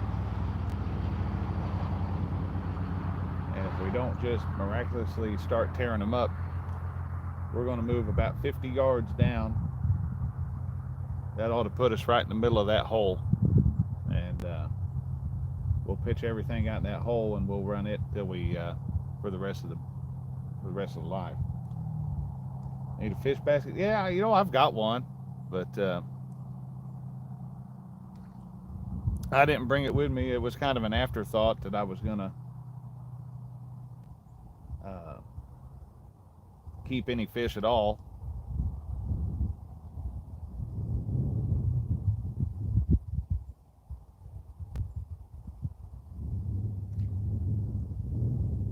Shad are jumping back here behind me.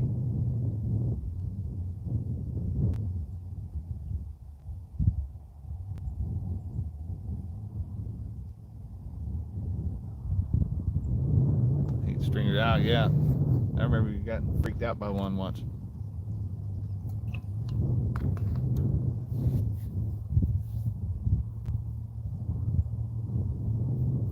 There's fish slime all over me.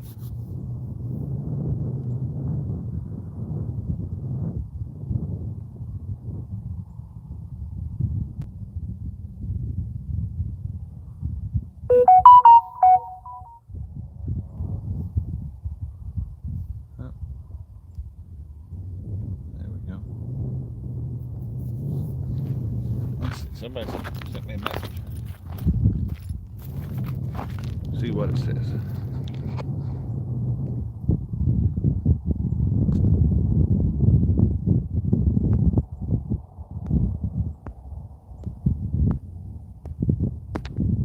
There we go.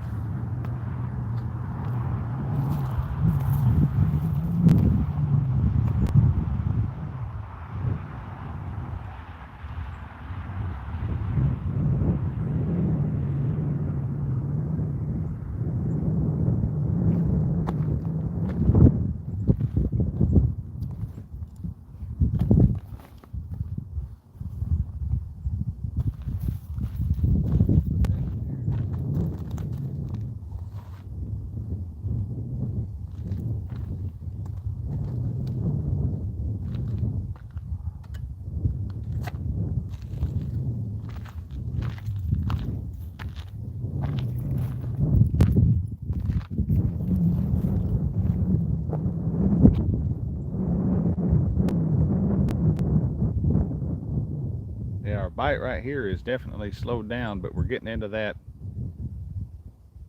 We're getting into that same time frame that it was when they slumped on us last weekend. They picked back up towards the end. But I do know they will run us out of here at 4 o'clock. So let's see where we're at. We're at 2 o'clock here. We got a little bit of time.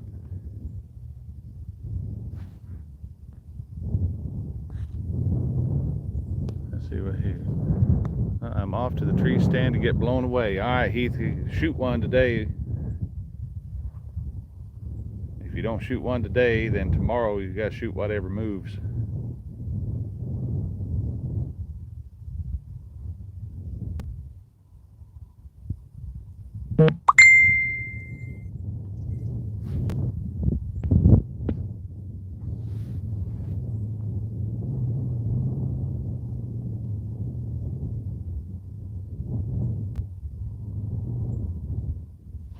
Let's see how our timer's doing. I'm keeping one running just to kind of keep an eye on stuff. Probably not gonna hunt tomorrow except in the morning. All right, buddy. I'll talk to you later.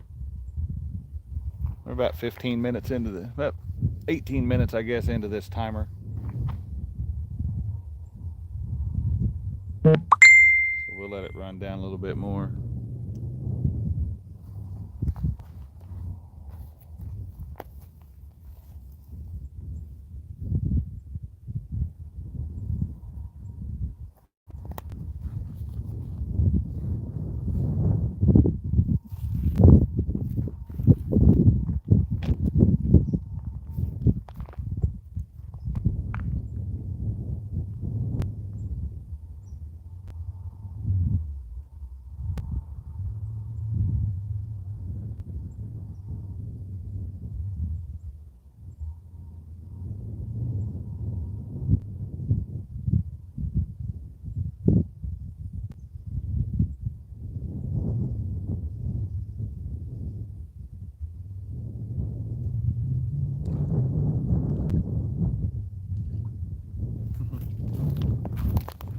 Something's out there going crazy.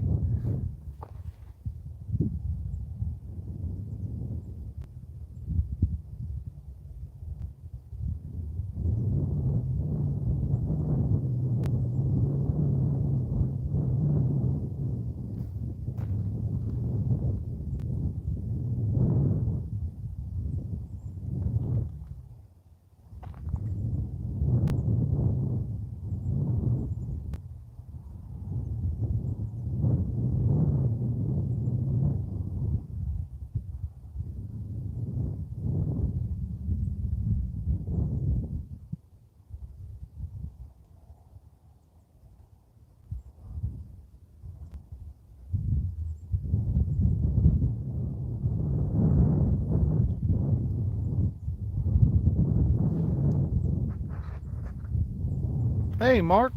What's going on, buddy? Just hanging out here at Baldwin. Caught a few fish today. Got 3 on the stringer. I think we've had 5 total. Getting ready to probably make a move here in the next 10 minutes or so. We're going to move down to where we can... I've been fishing the outer edge of a hole, because there was somebody fishing the hole whenever I got here. I think we're going to move down to try to see where we can chuck some baits in that hole. All the fish seem to be coming from further down. So, figure we try to get them. I moved everything up this time and nothing's wanting to bite. So, shad are jumping like crazy.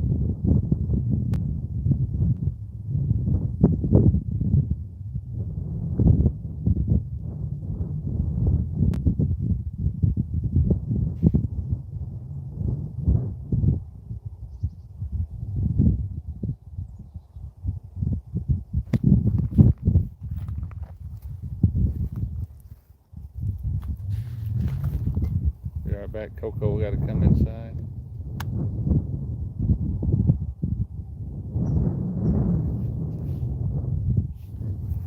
Yeah, I couldn't deal with Mark's weather. I don't think I could live somewhere where the water freezes for 3 or 4 months out of the year. I'd go crazy. And I ain't crazy enough to ice fish, so.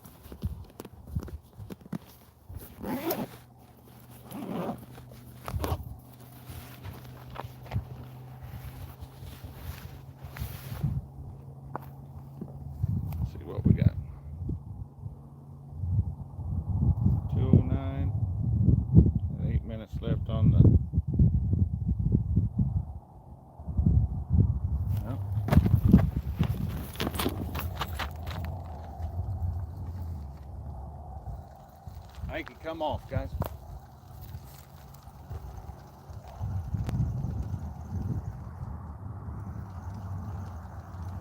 Yep.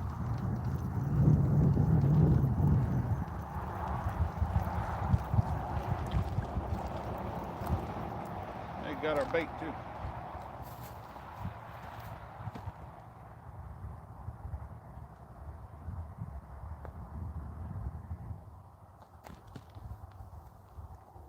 That's a tail section.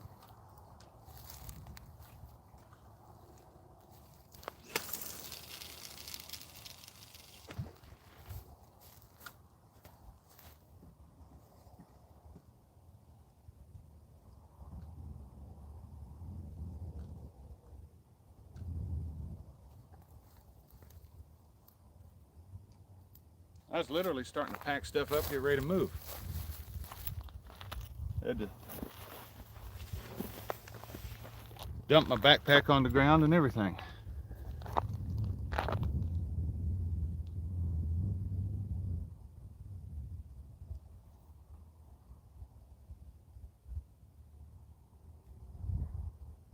Mark, you come back just in time to watch me miss a fish.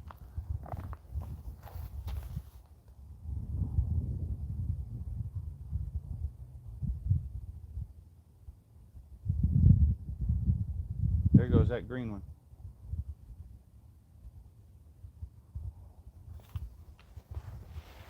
Yeah, maybe I ought to stay here. Keep putting my backpack on.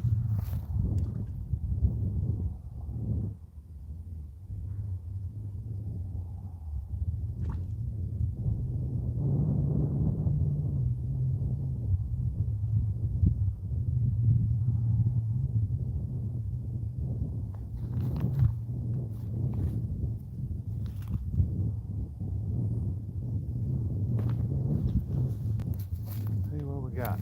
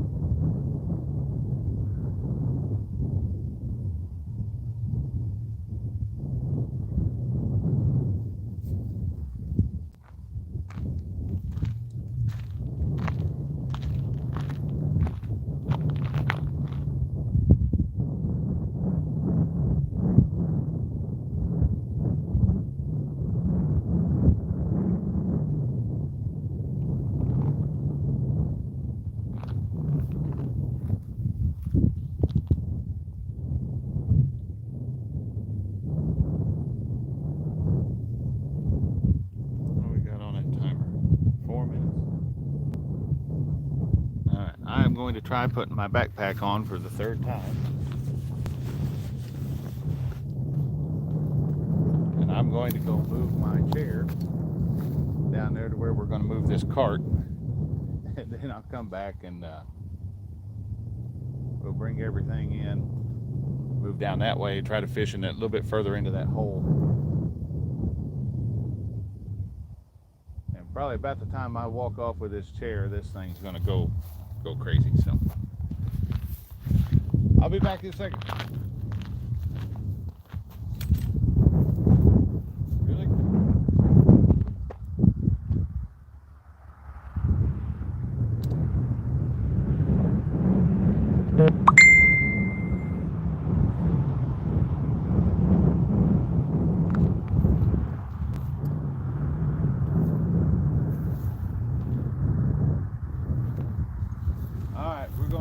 They're going to fight while I'm away.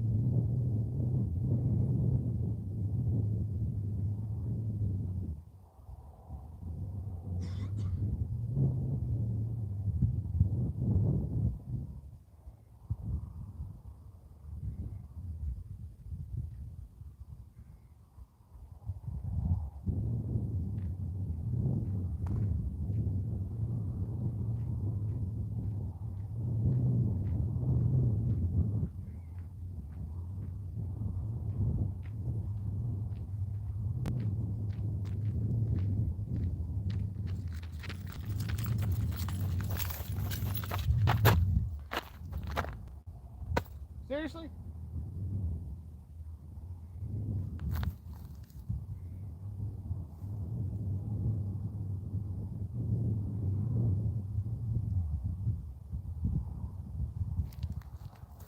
Guys, I couldn't buy something happening like that.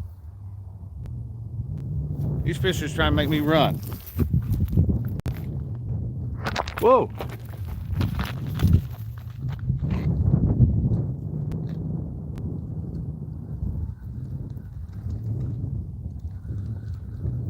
There's one.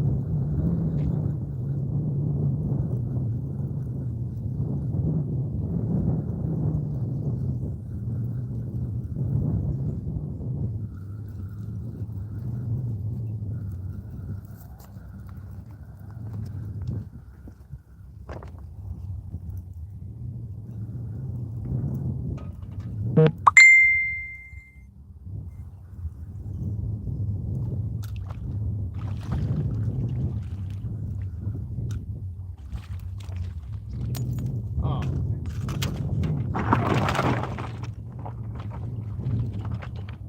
Yes.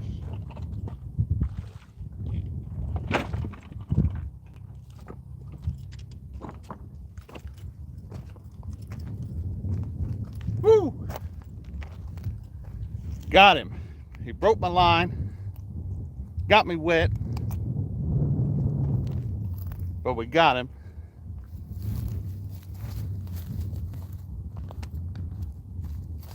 And he going on the stringer, do the Crisco Disco later.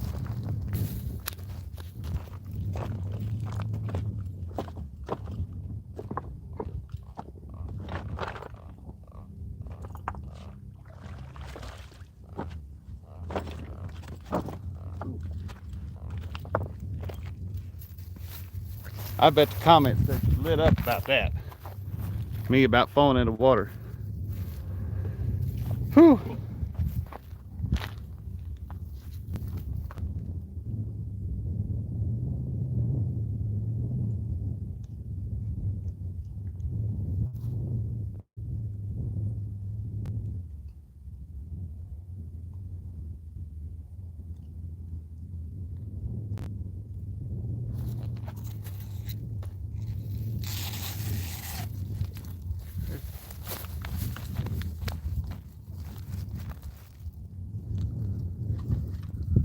Fish on.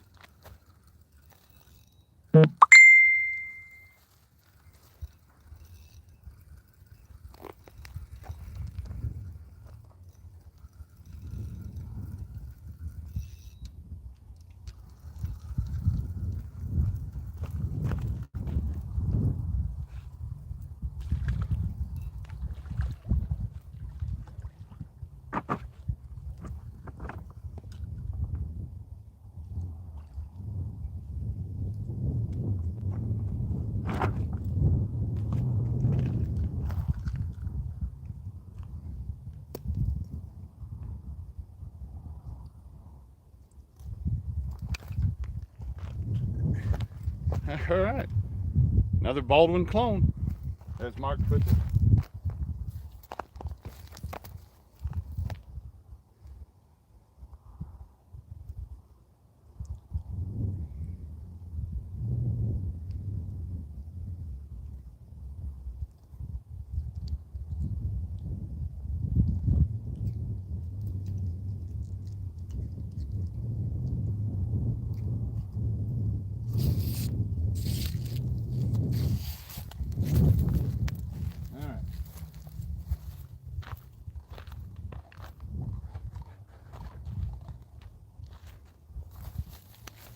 And on that note, as crazy as it sounds, we're going to move down to that hole because I've got to retie one rod.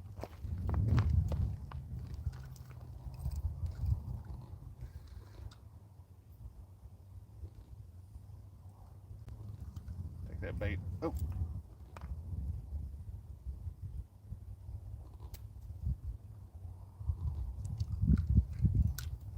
There's one.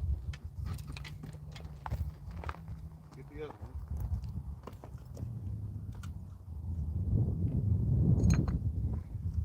We kept everything off that, but it what he did with my bobber.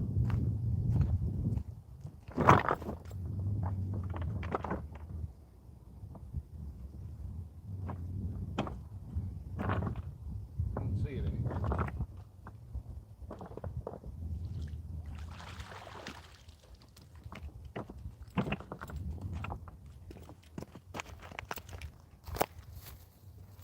Woo! All right, give me a second. We're gonna make a move. Crazy, I know.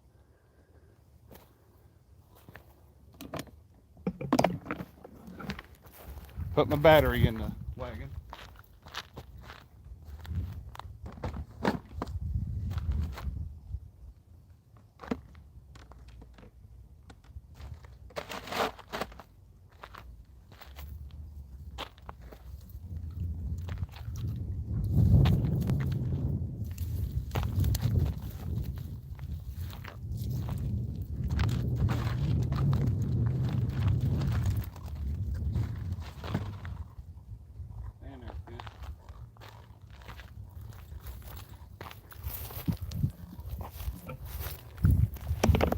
All right, let's go for a walk.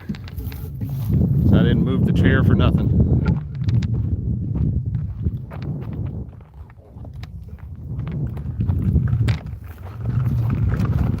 Crazy.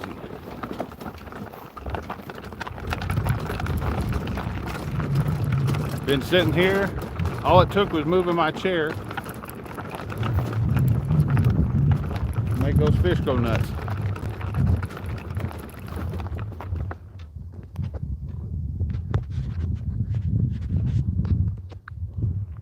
There we go. Turn that around while we're walking.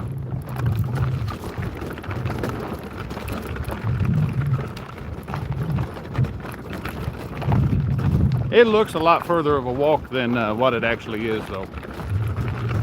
As I'm only moving 50 yards. I don't want to move too far.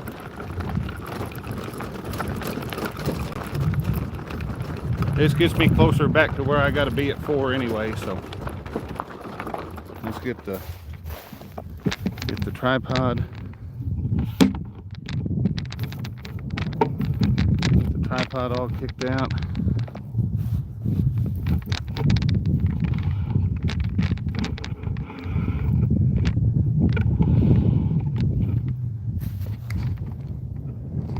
There we go.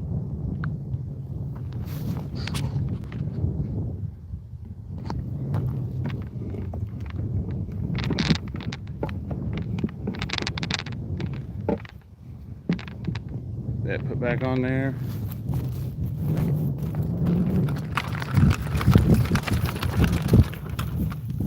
Take the battery out while it's here.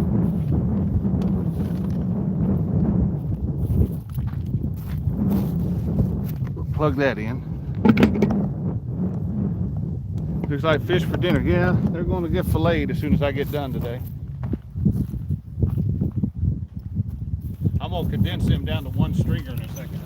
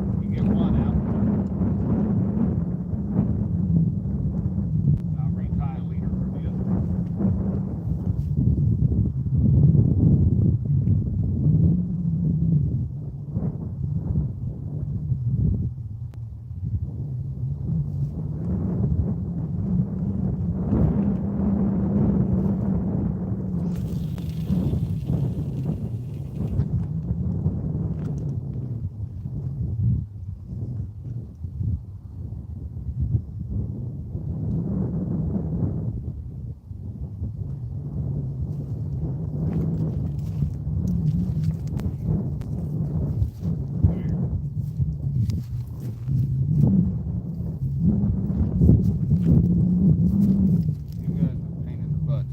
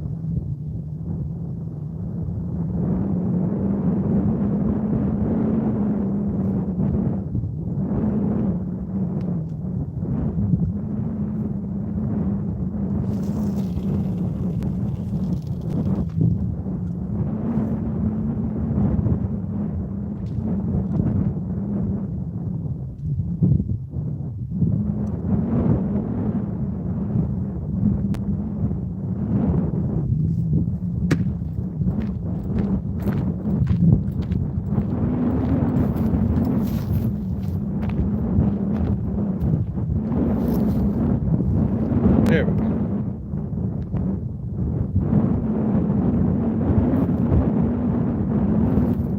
I know we've had some people come in chat while I've been getting everything back out. Let me get the tablet pulled back up. Say hi to everybody.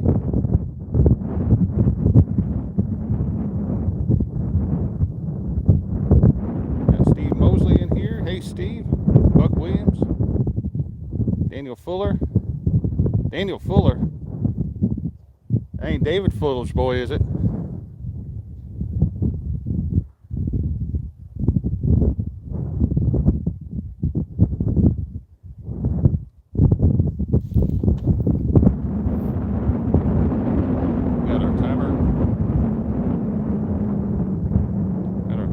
started. We moved, like I said, guys, we only moved like 50 yards. And who knows? I mean, it may to come bite us in the tail, but as we more or less doubled up just right before we moved. But I had already moved the chair down here.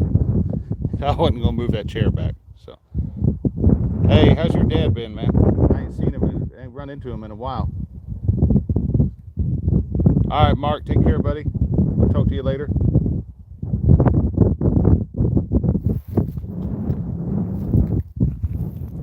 Kick back in the chair. We'll watch.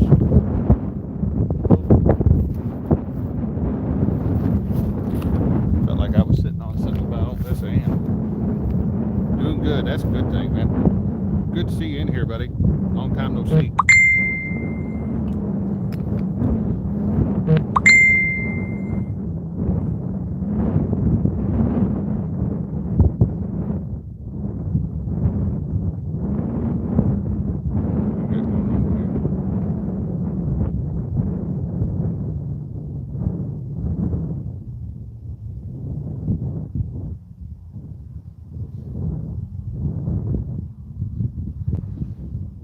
That got exciting there for a second.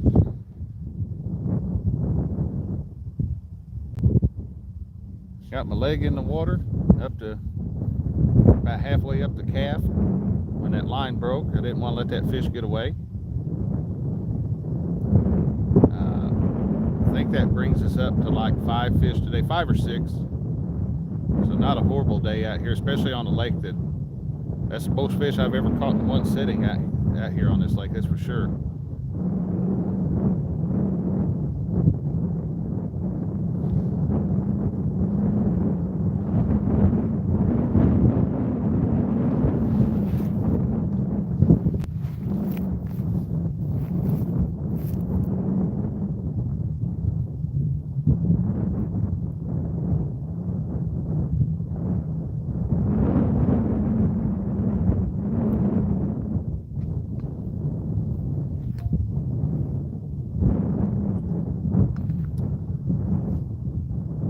Coffee's even still warm, so that's a good thing.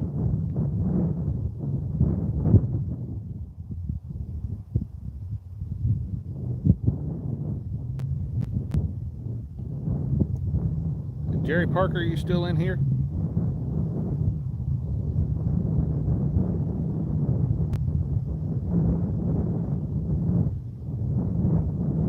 Buck Williams, ain't no kidding. That wagon, man, it makes it it takes bank fishing from being a chore to being kind of fun. We used to load everything down, try to drag it all out by hand and carry it all in a bucket, and it never did work.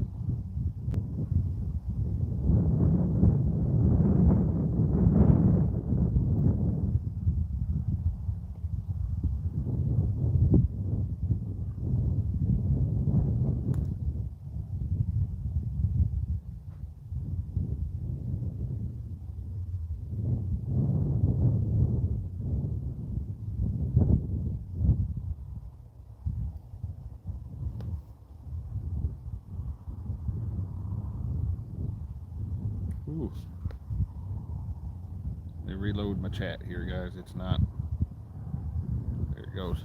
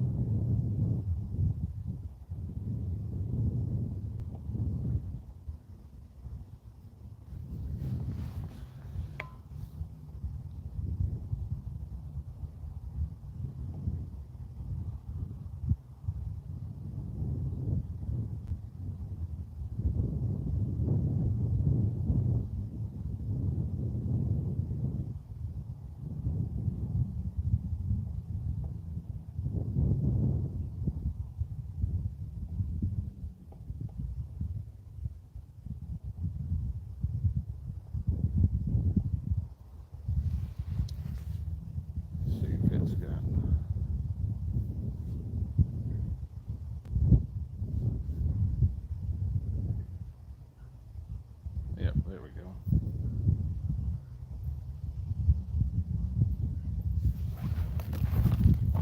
I'll see if you guys can see what I'm seeing here.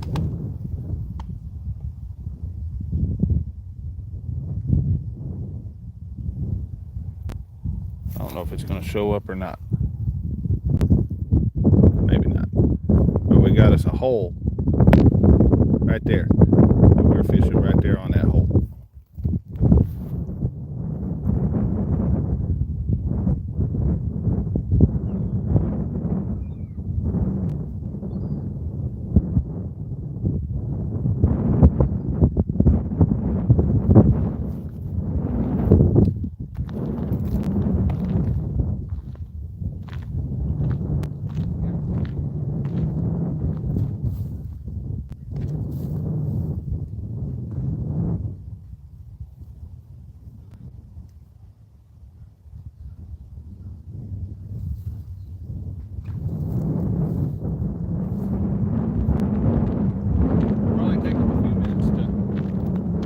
Figure out we've moved, but if they do, hopefully we get into a few more.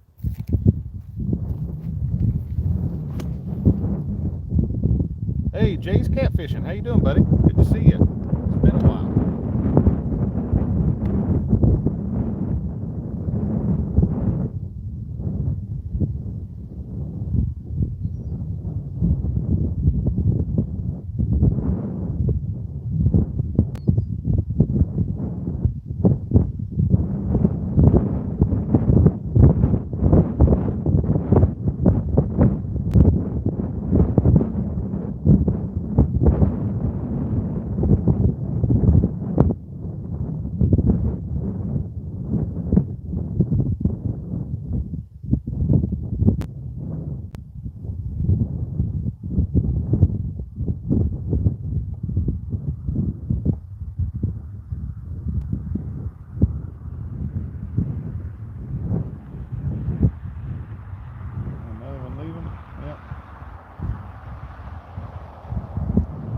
Been kind of nice. I've kind of had the lake to myself today for the most part. Well, we had the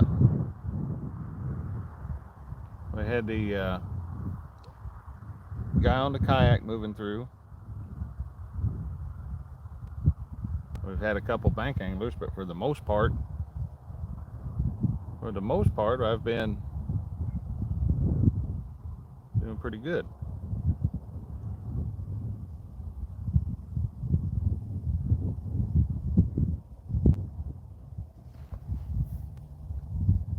Get those fish filleted later on and put them on ice in the bait cooler because we still got running left to do tonight. So I think we're done keeping them unless we catch a couple more about that size. But that's 5 fish. That's going to be plenty to make a good meal out of it for all of us, and no real sense in keeping more than what you need.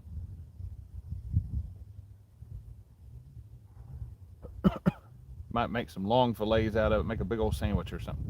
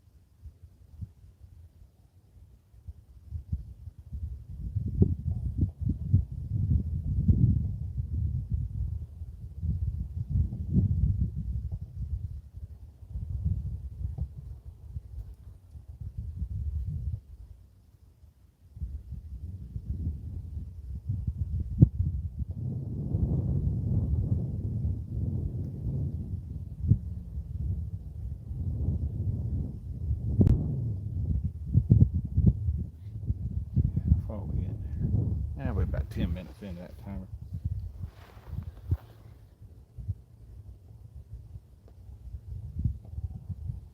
Oh.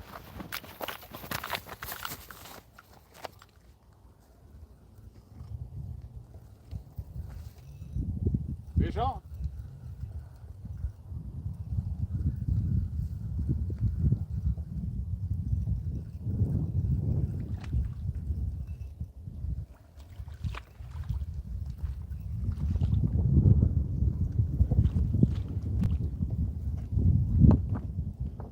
Tell the truth, guys, you just log in to watch me try to climb up and down these rocks.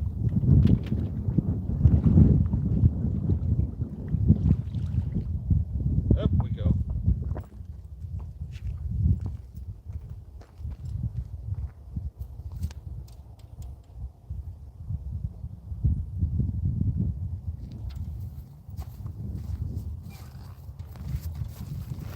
Show you guys how he's hooked. Right through the bottom of the lip.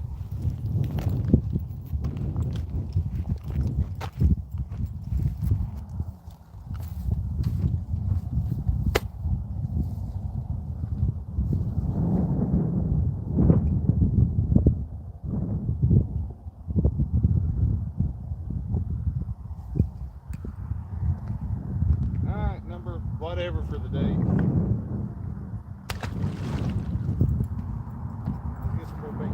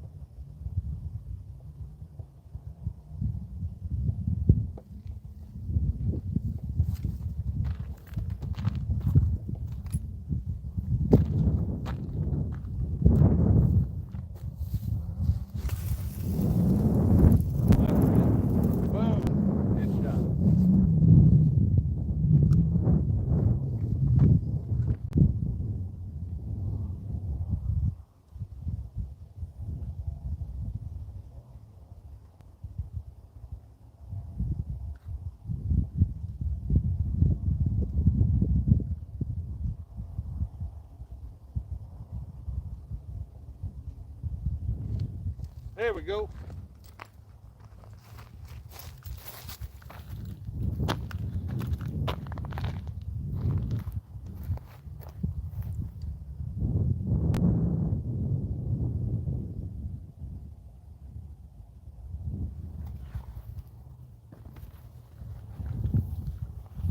It took about 10 minutes or so for them to find that bait. As I ran a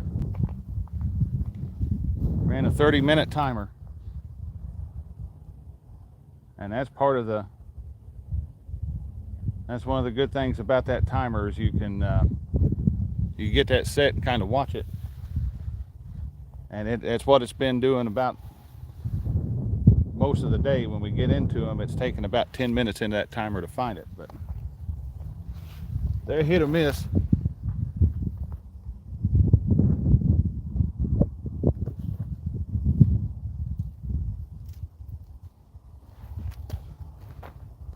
But definitely catching enough today to keep it exciting.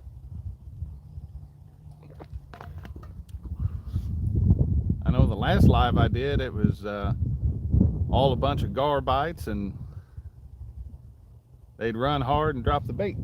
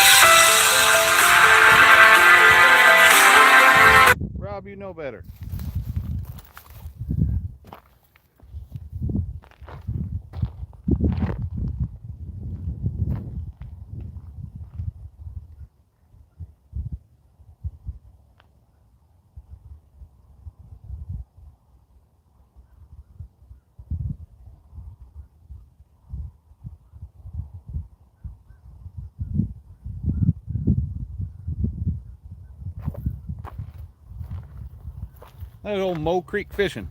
Calling my phone during the live.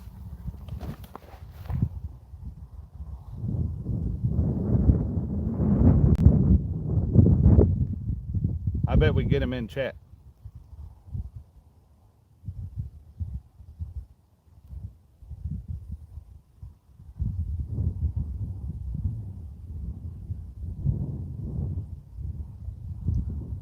Still got 8 people hanging out.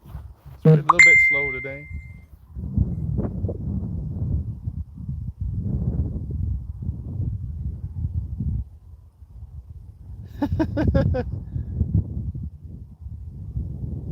Said he had no idea he was calling to see if I was going live today. That tells me Rob don't have the little bell checked on my tells me Rob hasn't clicked the little bell on the next to the subscribe button. Or YouTube has kicked it back, because they're good about that sometimes too. I know I've set the bell on people before and only to come back a few months later and it's gone.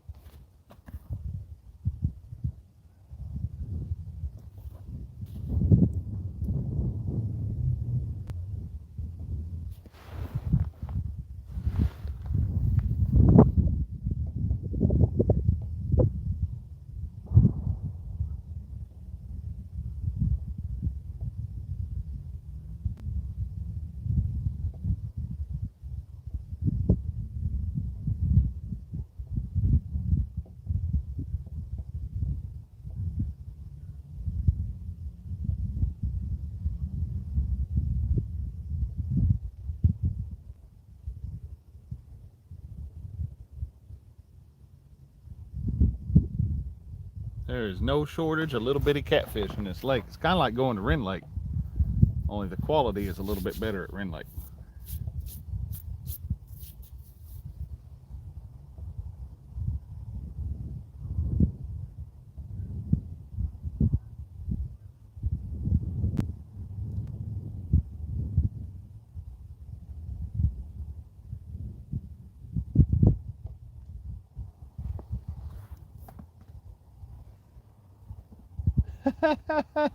Yep, there he is.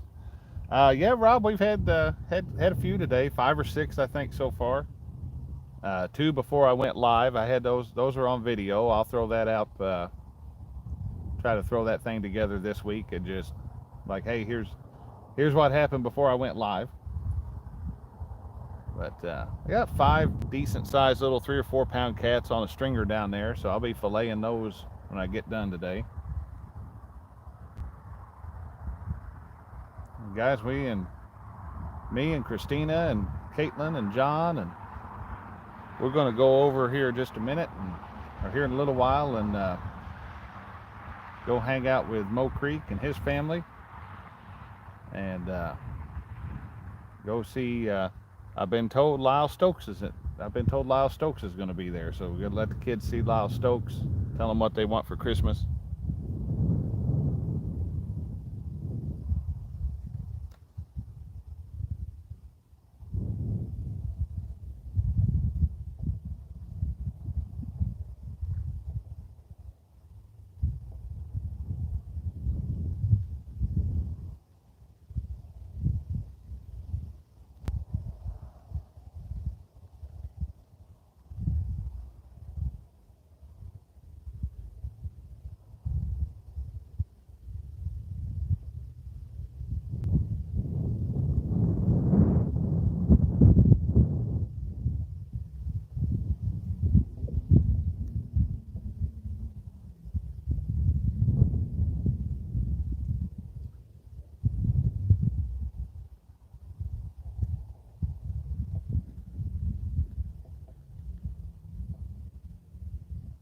Send my wife a message real quick, guys.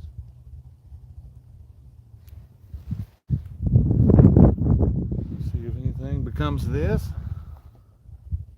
They're definitely slower than they were last weekend.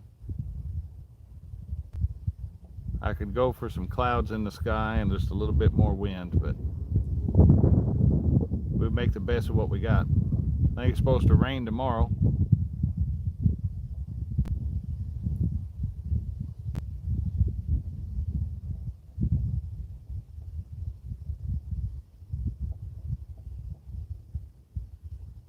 orange rod gonna go again?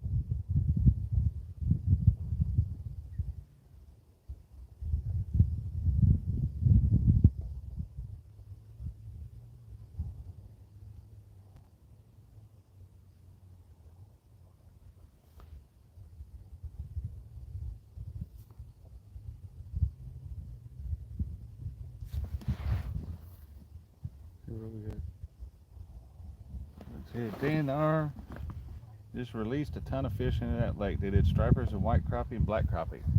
I'd heard that. Jerry was telling me that last weekend. He said they put the hybrid stripers in out here, so let's see. I need to try to get my tablet on charge. There we go. Move my coffee cup the other side.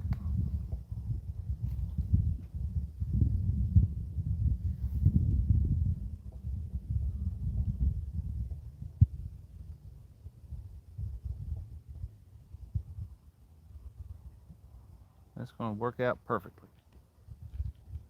That timer is going to expire right at 3 o'clock. We'll run one more timer after that, and then we're going to start heading back. That way I can get out of here before they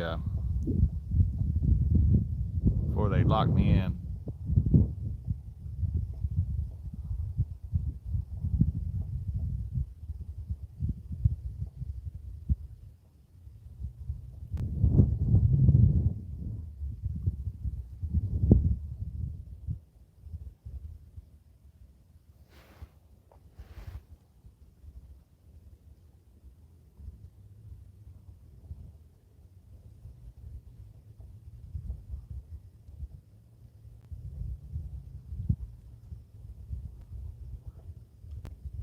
I'll admit though, Rob, I think I've my mind has changed a little bit on this lake. It's not a bad lake once you learn to catch fish out of it.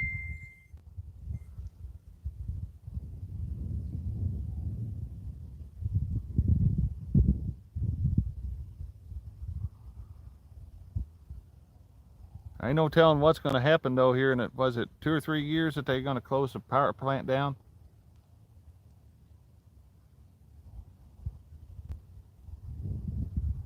I don't know what'll happen to this lake after that. We may not have access to it anymore after that.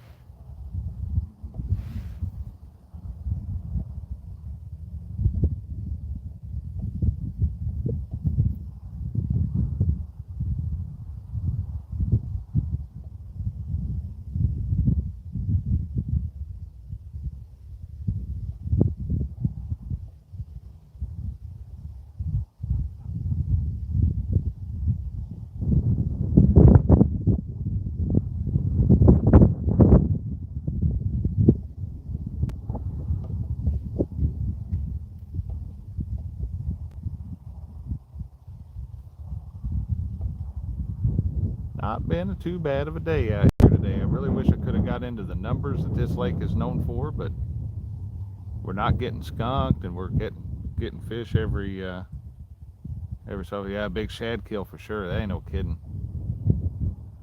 I saw a thing on Facebook yesterday. Kentucky Fish and Wildlife put it out on their page. I guess they're getting ready to do a shad eradication on a few lakes. Whoa.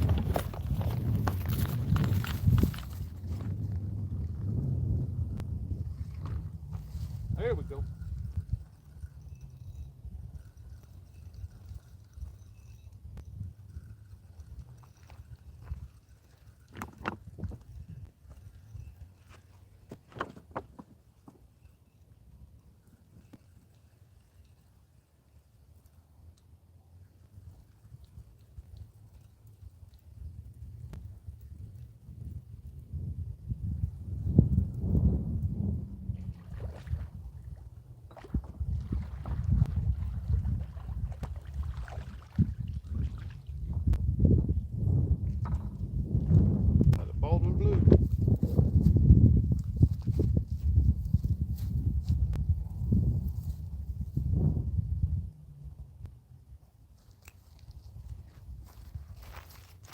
I've lost count of the number now, guys, but another little blue cat.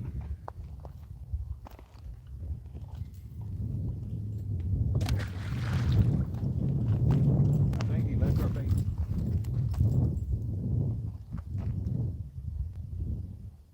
He did, but it's ripped up. We're cutting it.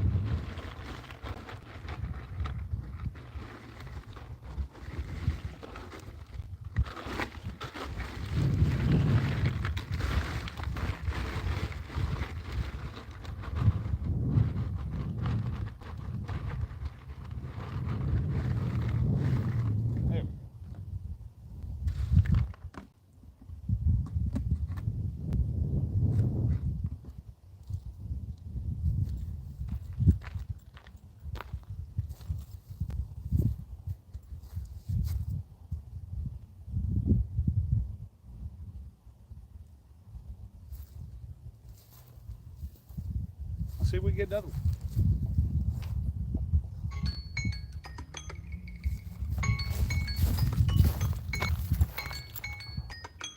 Restart.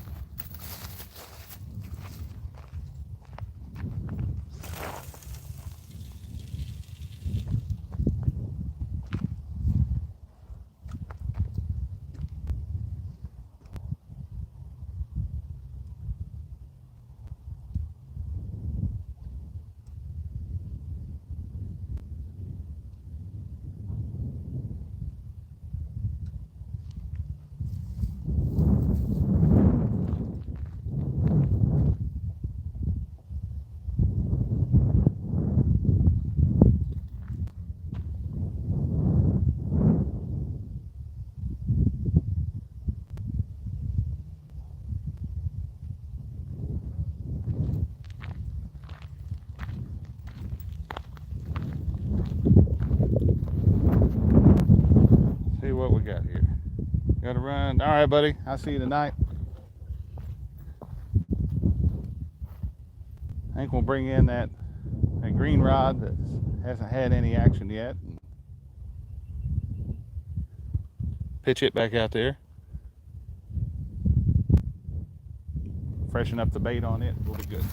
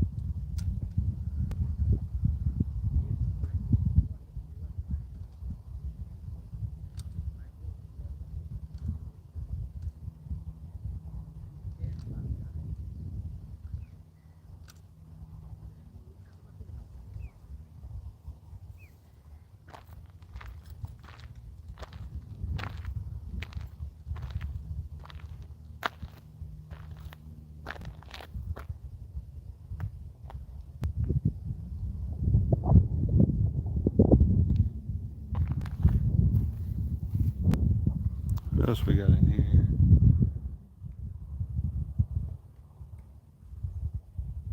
We're going to kill off the bass shad, so bass before see sunfish will give larger sunfish.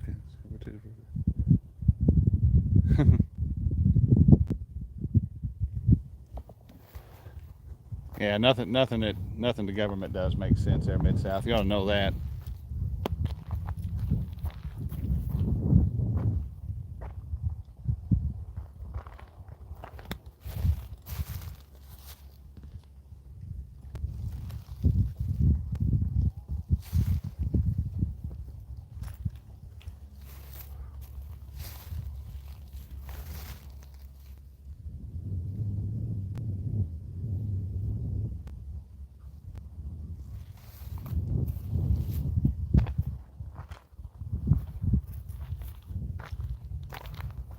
Got the timer restarted. We're on the last timer of the day, guys. We got the last 30 minutes.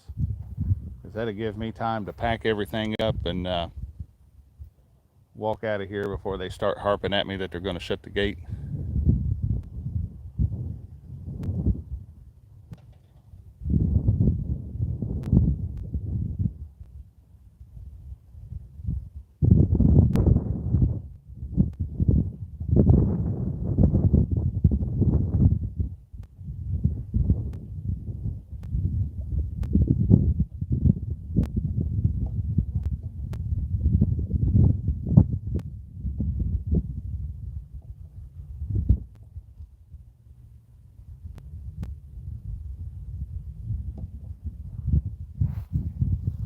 See what we got. Oh, let's sit down for a minute.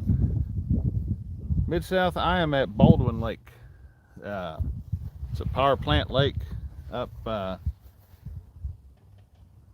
a little bit north of me, about an hour or so to my northwest. It's still in southern Illinois, though.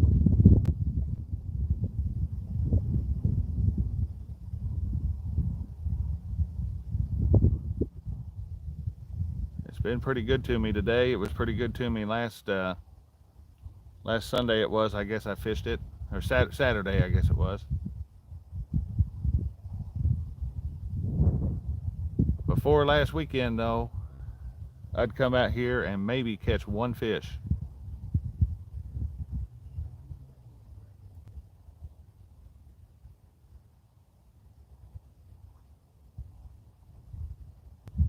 I'm going to kill off the shad so bass are forced to eat sunfish, which will give the larger sunfish less competition for food. There ain't no telling. What's crazy was I was reading about that. I got in the comments section, and they said, you know, you ought to let the catfish guys come out there with cast nets and catch them a bunch of shad. They could freeze them. And they said that throwing a cast net was not allowed on any of those lakes, which kind of made me laugh, because I was like, well, if you've got a shad problem to the extent that you're saying you're having, maybe you ought to let people throw a cast net once in a while and take some out. But I'm not a fisheries biologist. I don't claim to be one, so that's just a general observation on that one.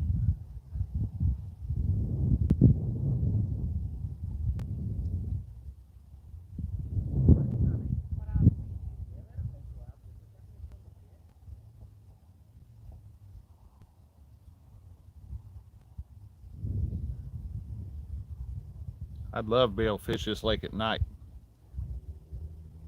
They run you out in the fall and the winter. They run you out of here at 4, and in the summertime they'll let you out here till 9. But I'd love to be able to fish this lake, sit out here all night one night.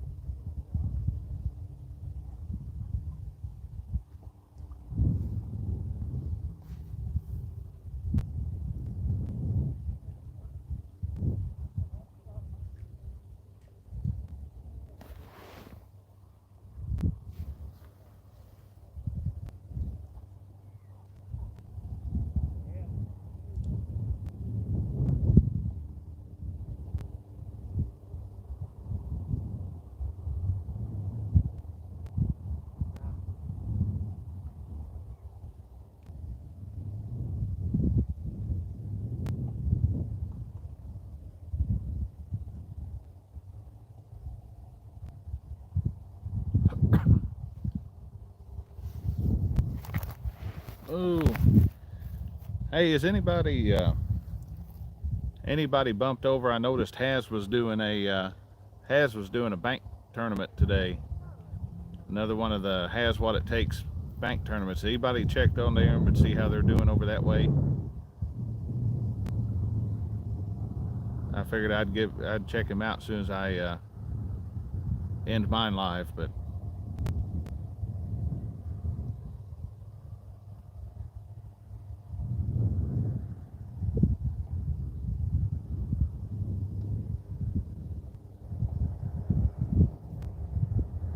boats coming in.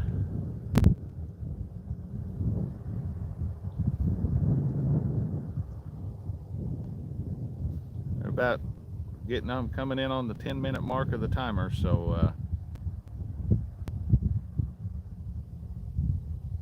seems like every 10 to 15 minutes they're biting.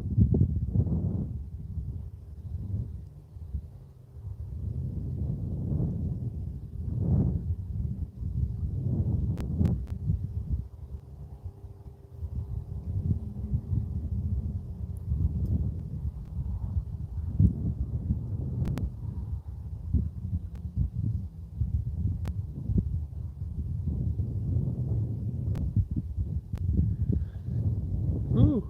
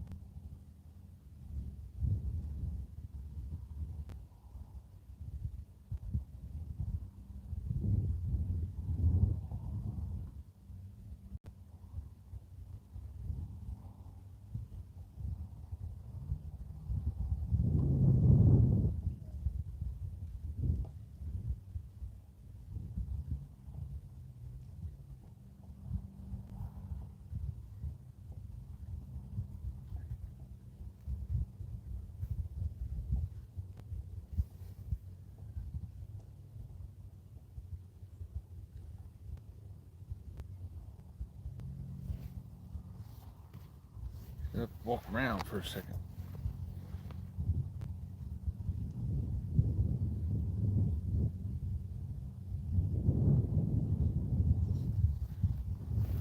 Oh.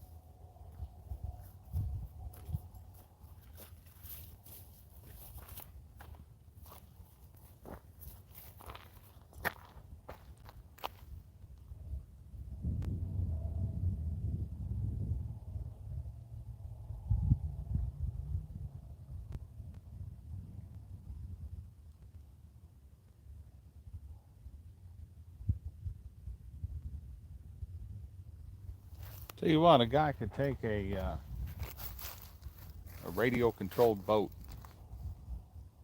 If you get one, run his baits out. At 60, 80 yards, 100 yards somewhere, a little bit further than you can cast. And probably do all right. Seems like the further you can get out there, the better these fish are biting. This is a real slow slope going down there. There's not a whole lot of depth change anyway. But if you can get down in that 9-10 feet of water,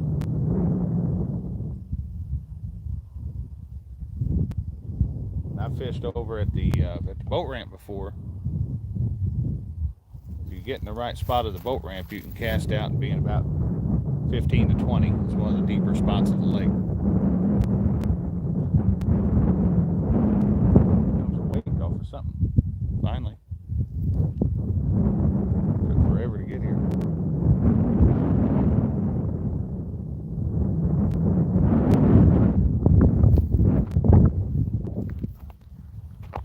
I fished out here one day, guys. It was a south wind.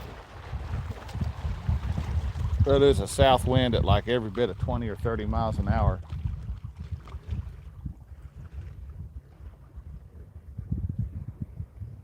We fished this north end of the lake, and it was quite interesting.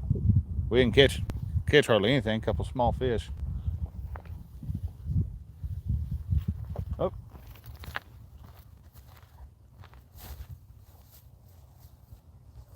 Get a boat bite.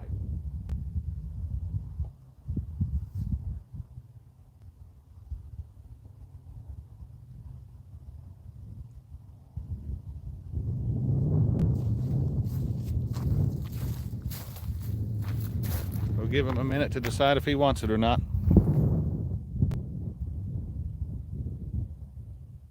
We ain't caught nothing big today though.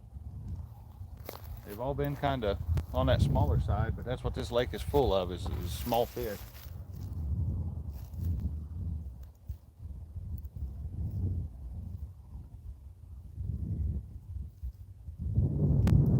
I think that's why Jerry Parker picked it for the Tacticat. He was able to come up here and start fishing and really target the dinks. And I mean, starting with fish that were 0.25 pound, quarter pound fish. Work his way up. I think his biggest fish of the day was only like 6 or 7, maybe 6.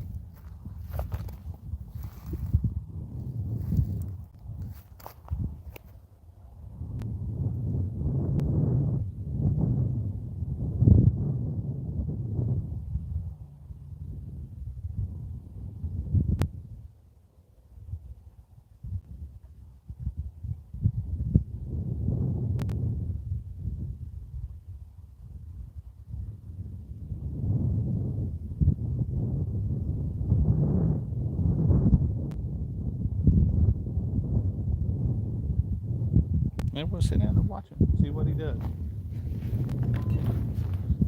We're coming towards the end. We got about 10 minutes left, 12 minutes left before the timer's going to go off, and then we're going to have to start looking at packing it in. But appreciate everybody that's hung out here today. Those of you that stopped in and came back and stopped in and said hi, however you did it. Appreciate everybody that come in today during the live stream. Made it fun no matter what. And we caught a few fish today, so can't complain about that. We might have one biting.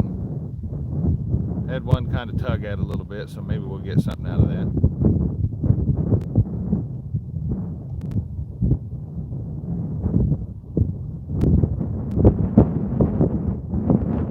They do not want the fish head. They do not want the shad head, so I don't think we have caught one fish today on a shad head.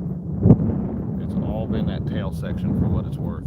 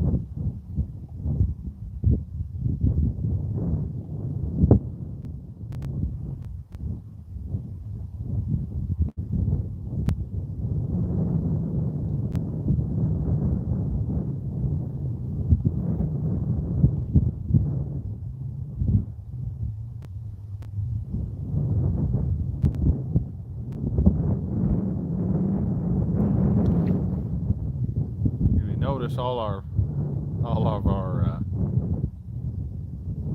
bites since we moved have come off this inside rod, and most of our bites before we moved were coming on the outside rod. Leads me to believe that the fish are about 25 yards stacked up to my east now. So we fish both sides of where these fish are stacking up.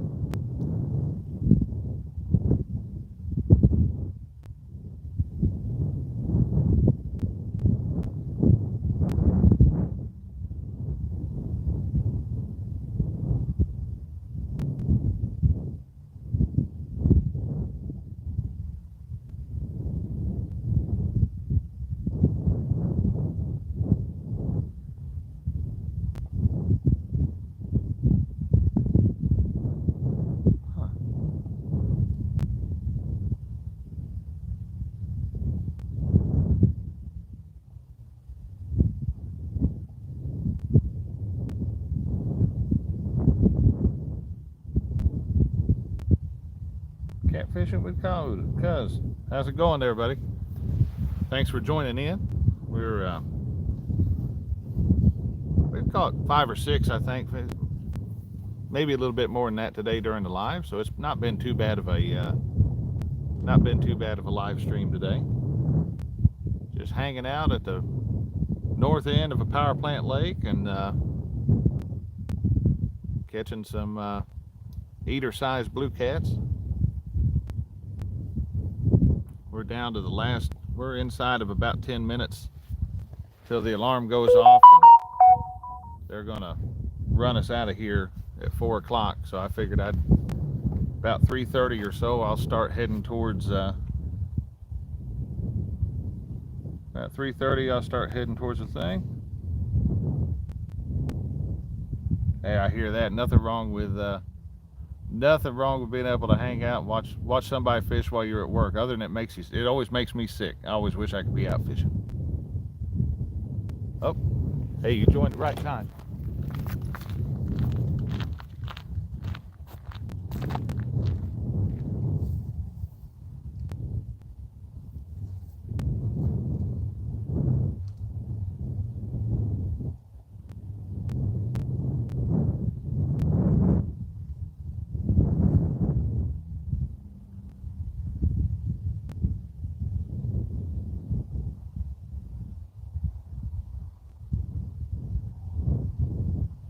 Maybe.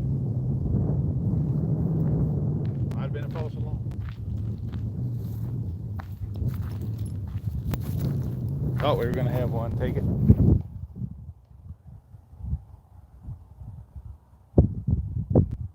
So far, what we've been seeing, when the blues bite, they're taking it and running with it. For the most part, we had one that just got himself hooked and hung out earlier, but for the most part, the blues have been biting and going for a run and flexing the rod a little bit. And we haven't hooked up with any of the little bitty dink channel cats, but we have had them mess with the bait today.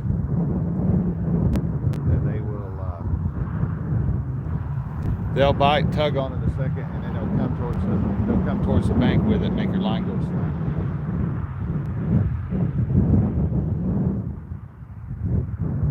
So that may be what we have coming up on us now is we might have another dink channel cat messing around. So we'll watch him and see what he does.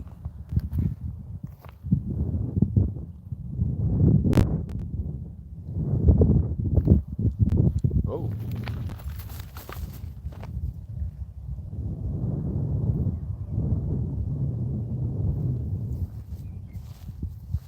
Well, let's see if he comes back.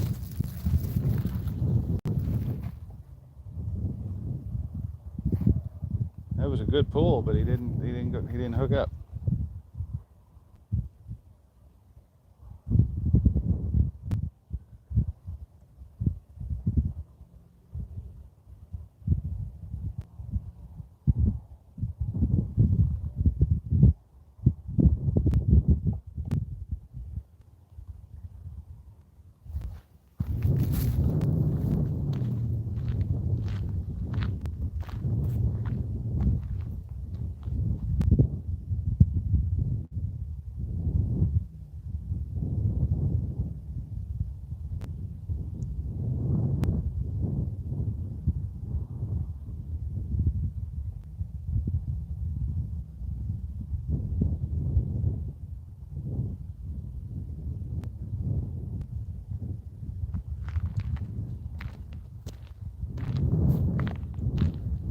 Sometimes I wonder if they don't feel you're running at that, if it don't telegraph that back down the line to them or something, but I'm sure it doesn't, but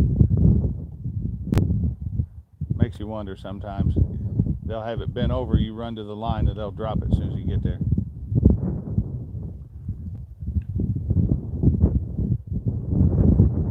About 4 minutes left. I always seem to catch one right at the end of the live, so.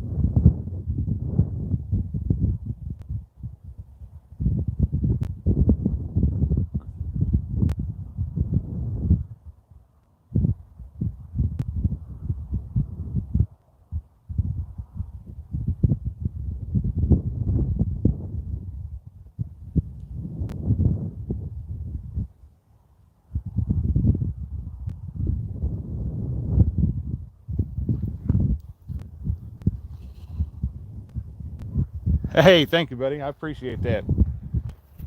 Got the $2 super chat going on. Definitely appreciate it, my friend. We'll keep our fingers crossed and hope for a last minute fish here. And we might even run a minute or two past this timer because I don't think they're going to lock me in here.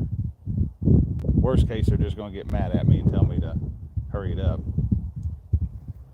But there's still bank fishermen all the way down the other end of the levee. So until they start walking out on me, I think I'm probably all right.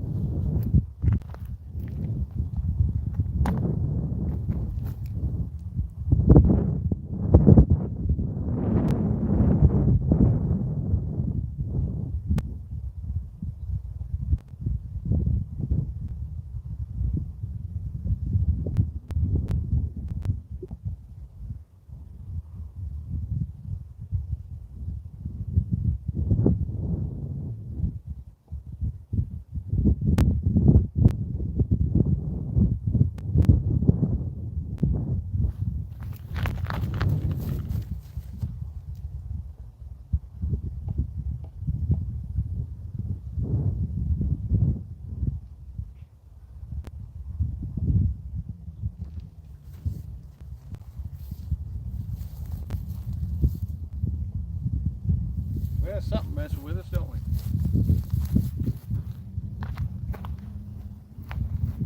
He's hit it twice now. Maybe third time be trying me to hook up.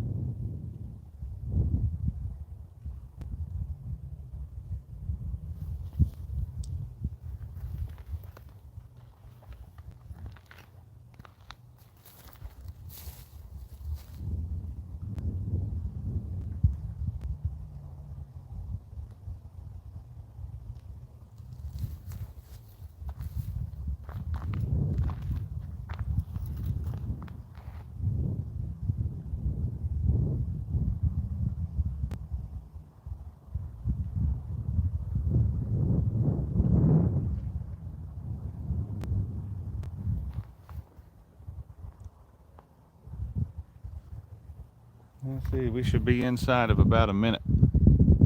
Oh yeah, we're down 30 seconds on that. Cancel.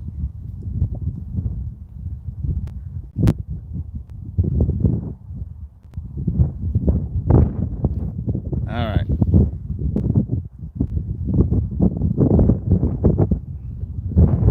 We got,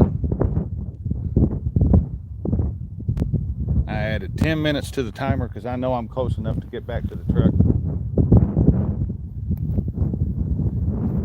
Bank fishermen still ain't, some of them are walking out now, so that'll be about enough time to see if we're going to get one more or not. Hopefully we do. If not, it's been not, it's been a pretty good day today.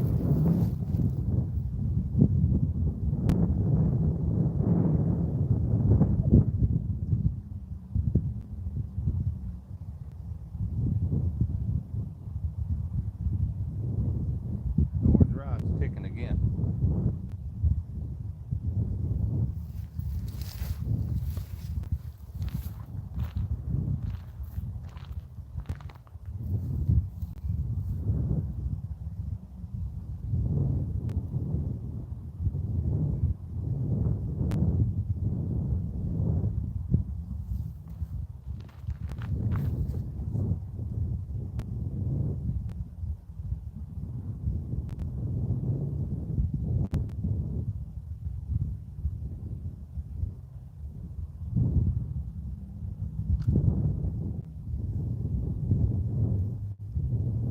Now the green rod.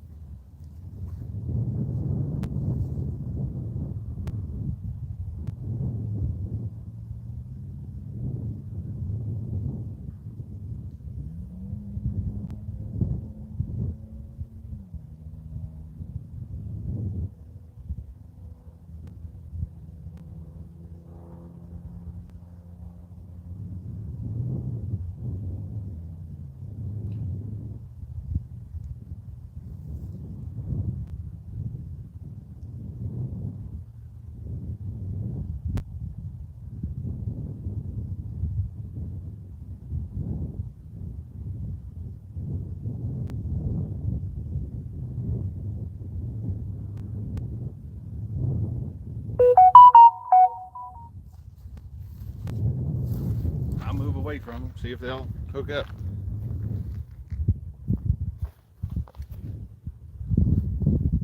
And my email has been blowing up today. And it's not been any, they've all been stupid emails. Here we are, the end of the live. We got two rods dancing around a little bit.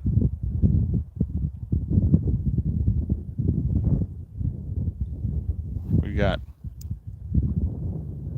about just under 7 minutes on our timer until we do absolutely have to go. We need one of these rods to go, guys. Which one do you think it's going to be? Orange or green? Orange is the closest one. Green's the furthest one away. Earlier it was Heath guessed orange, and turned out he was right, because that was the one that the fish was hooked up on, and we just didn't know it. Brought it in to check the baits, and it was hooked up.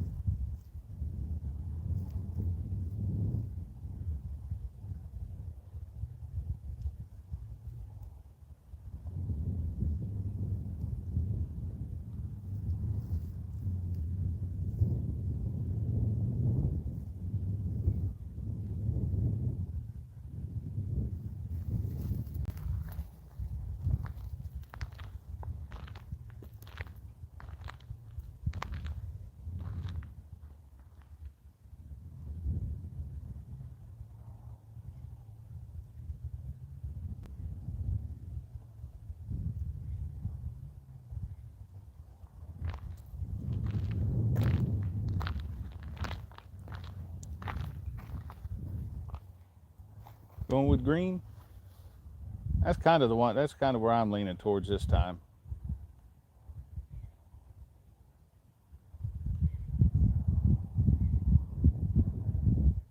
Last time I was with the orange one, but this time I think I'm going to stick with the green again.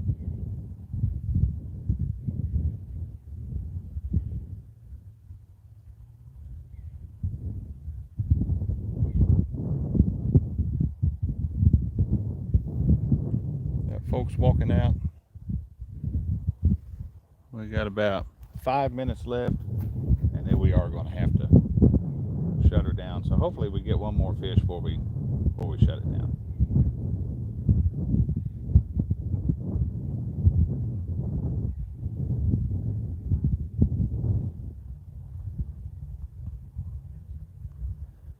Lock your butt in there, Josh. The dude has been coming running people out early. Oh, yeah, I sure know about that, Rob. But I may or may not have the master key to all these locks. They sell them at Harbor Freight. They're great big. They were nice last week though. They come out and drove a truck down. They drove a truck down the levee, and said, "Hey, you need to pack it in." It's still funny that the if you check the IDNR website, the DNR website says you're good till 5, but they're closing everything at 4. That orange rod's dancing again. Needs to hit it and take it.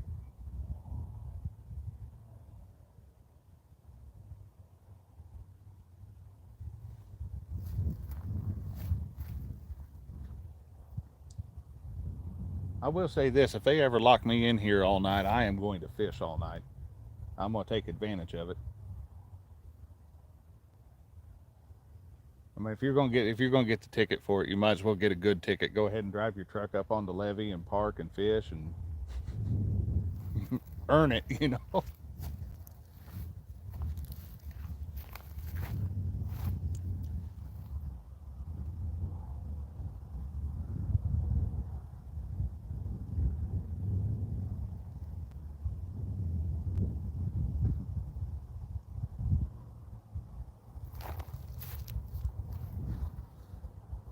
Well, they're taking their time to hit if they're going to do it.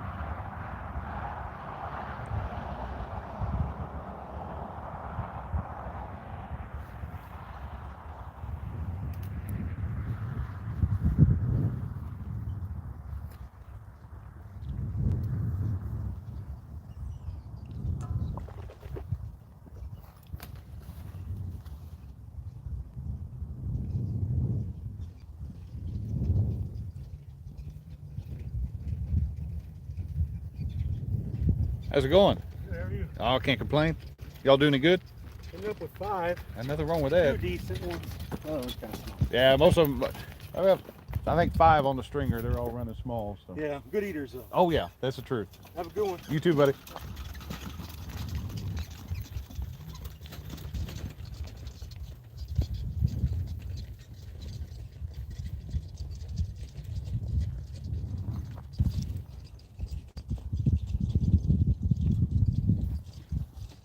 We're down the last about 40 seconds.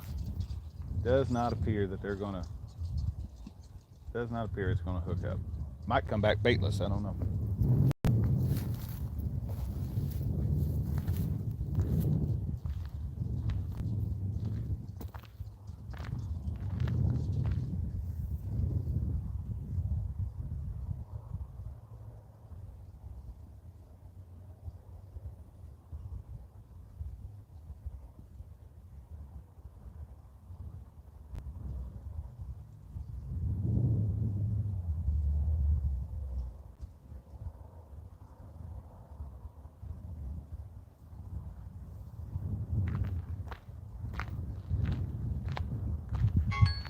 And there we go. There's our timer. Hey, Eric B. They're getting ready to run me off this lake. They run us out of here at 4 o'clock. So, guys, I wish we could have caught one more fish right here at the end of the thing. I mean, it had 2 rods going, but neither one of them wanted to hook up. So, I'm going to bring both of them in on the off chance that there's a fish on them, but I don't think I really don't think there is. If there is, it's on that orange one. But we'll do that and pack up and get out of here before they lock me in this place. So give me just a moment.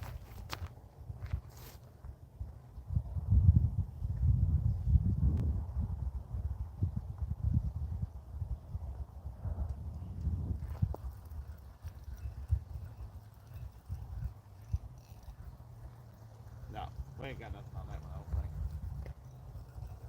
Maybe we do.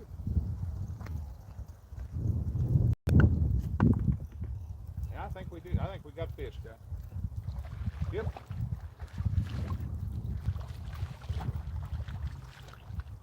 Look at that. He was sitting with it in his mouth. And just wasn't big enough to deflect that rod. That little bitty old dink Baldwin blue cat, but that's a good way to finish the live out. He's too small for the stringer even. We'll pitch him over there. Let's check the green one. Maybe we'll get lucky, have another one, but I don't know.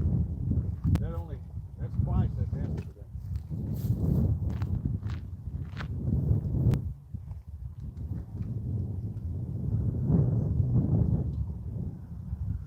No, this one ain't got nothing. If it is, it's small.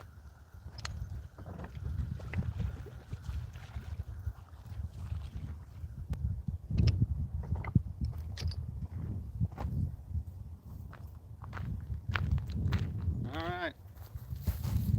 So every fish caught today was caught on a midsection or a tail section of a shad. They did not want shad heads today.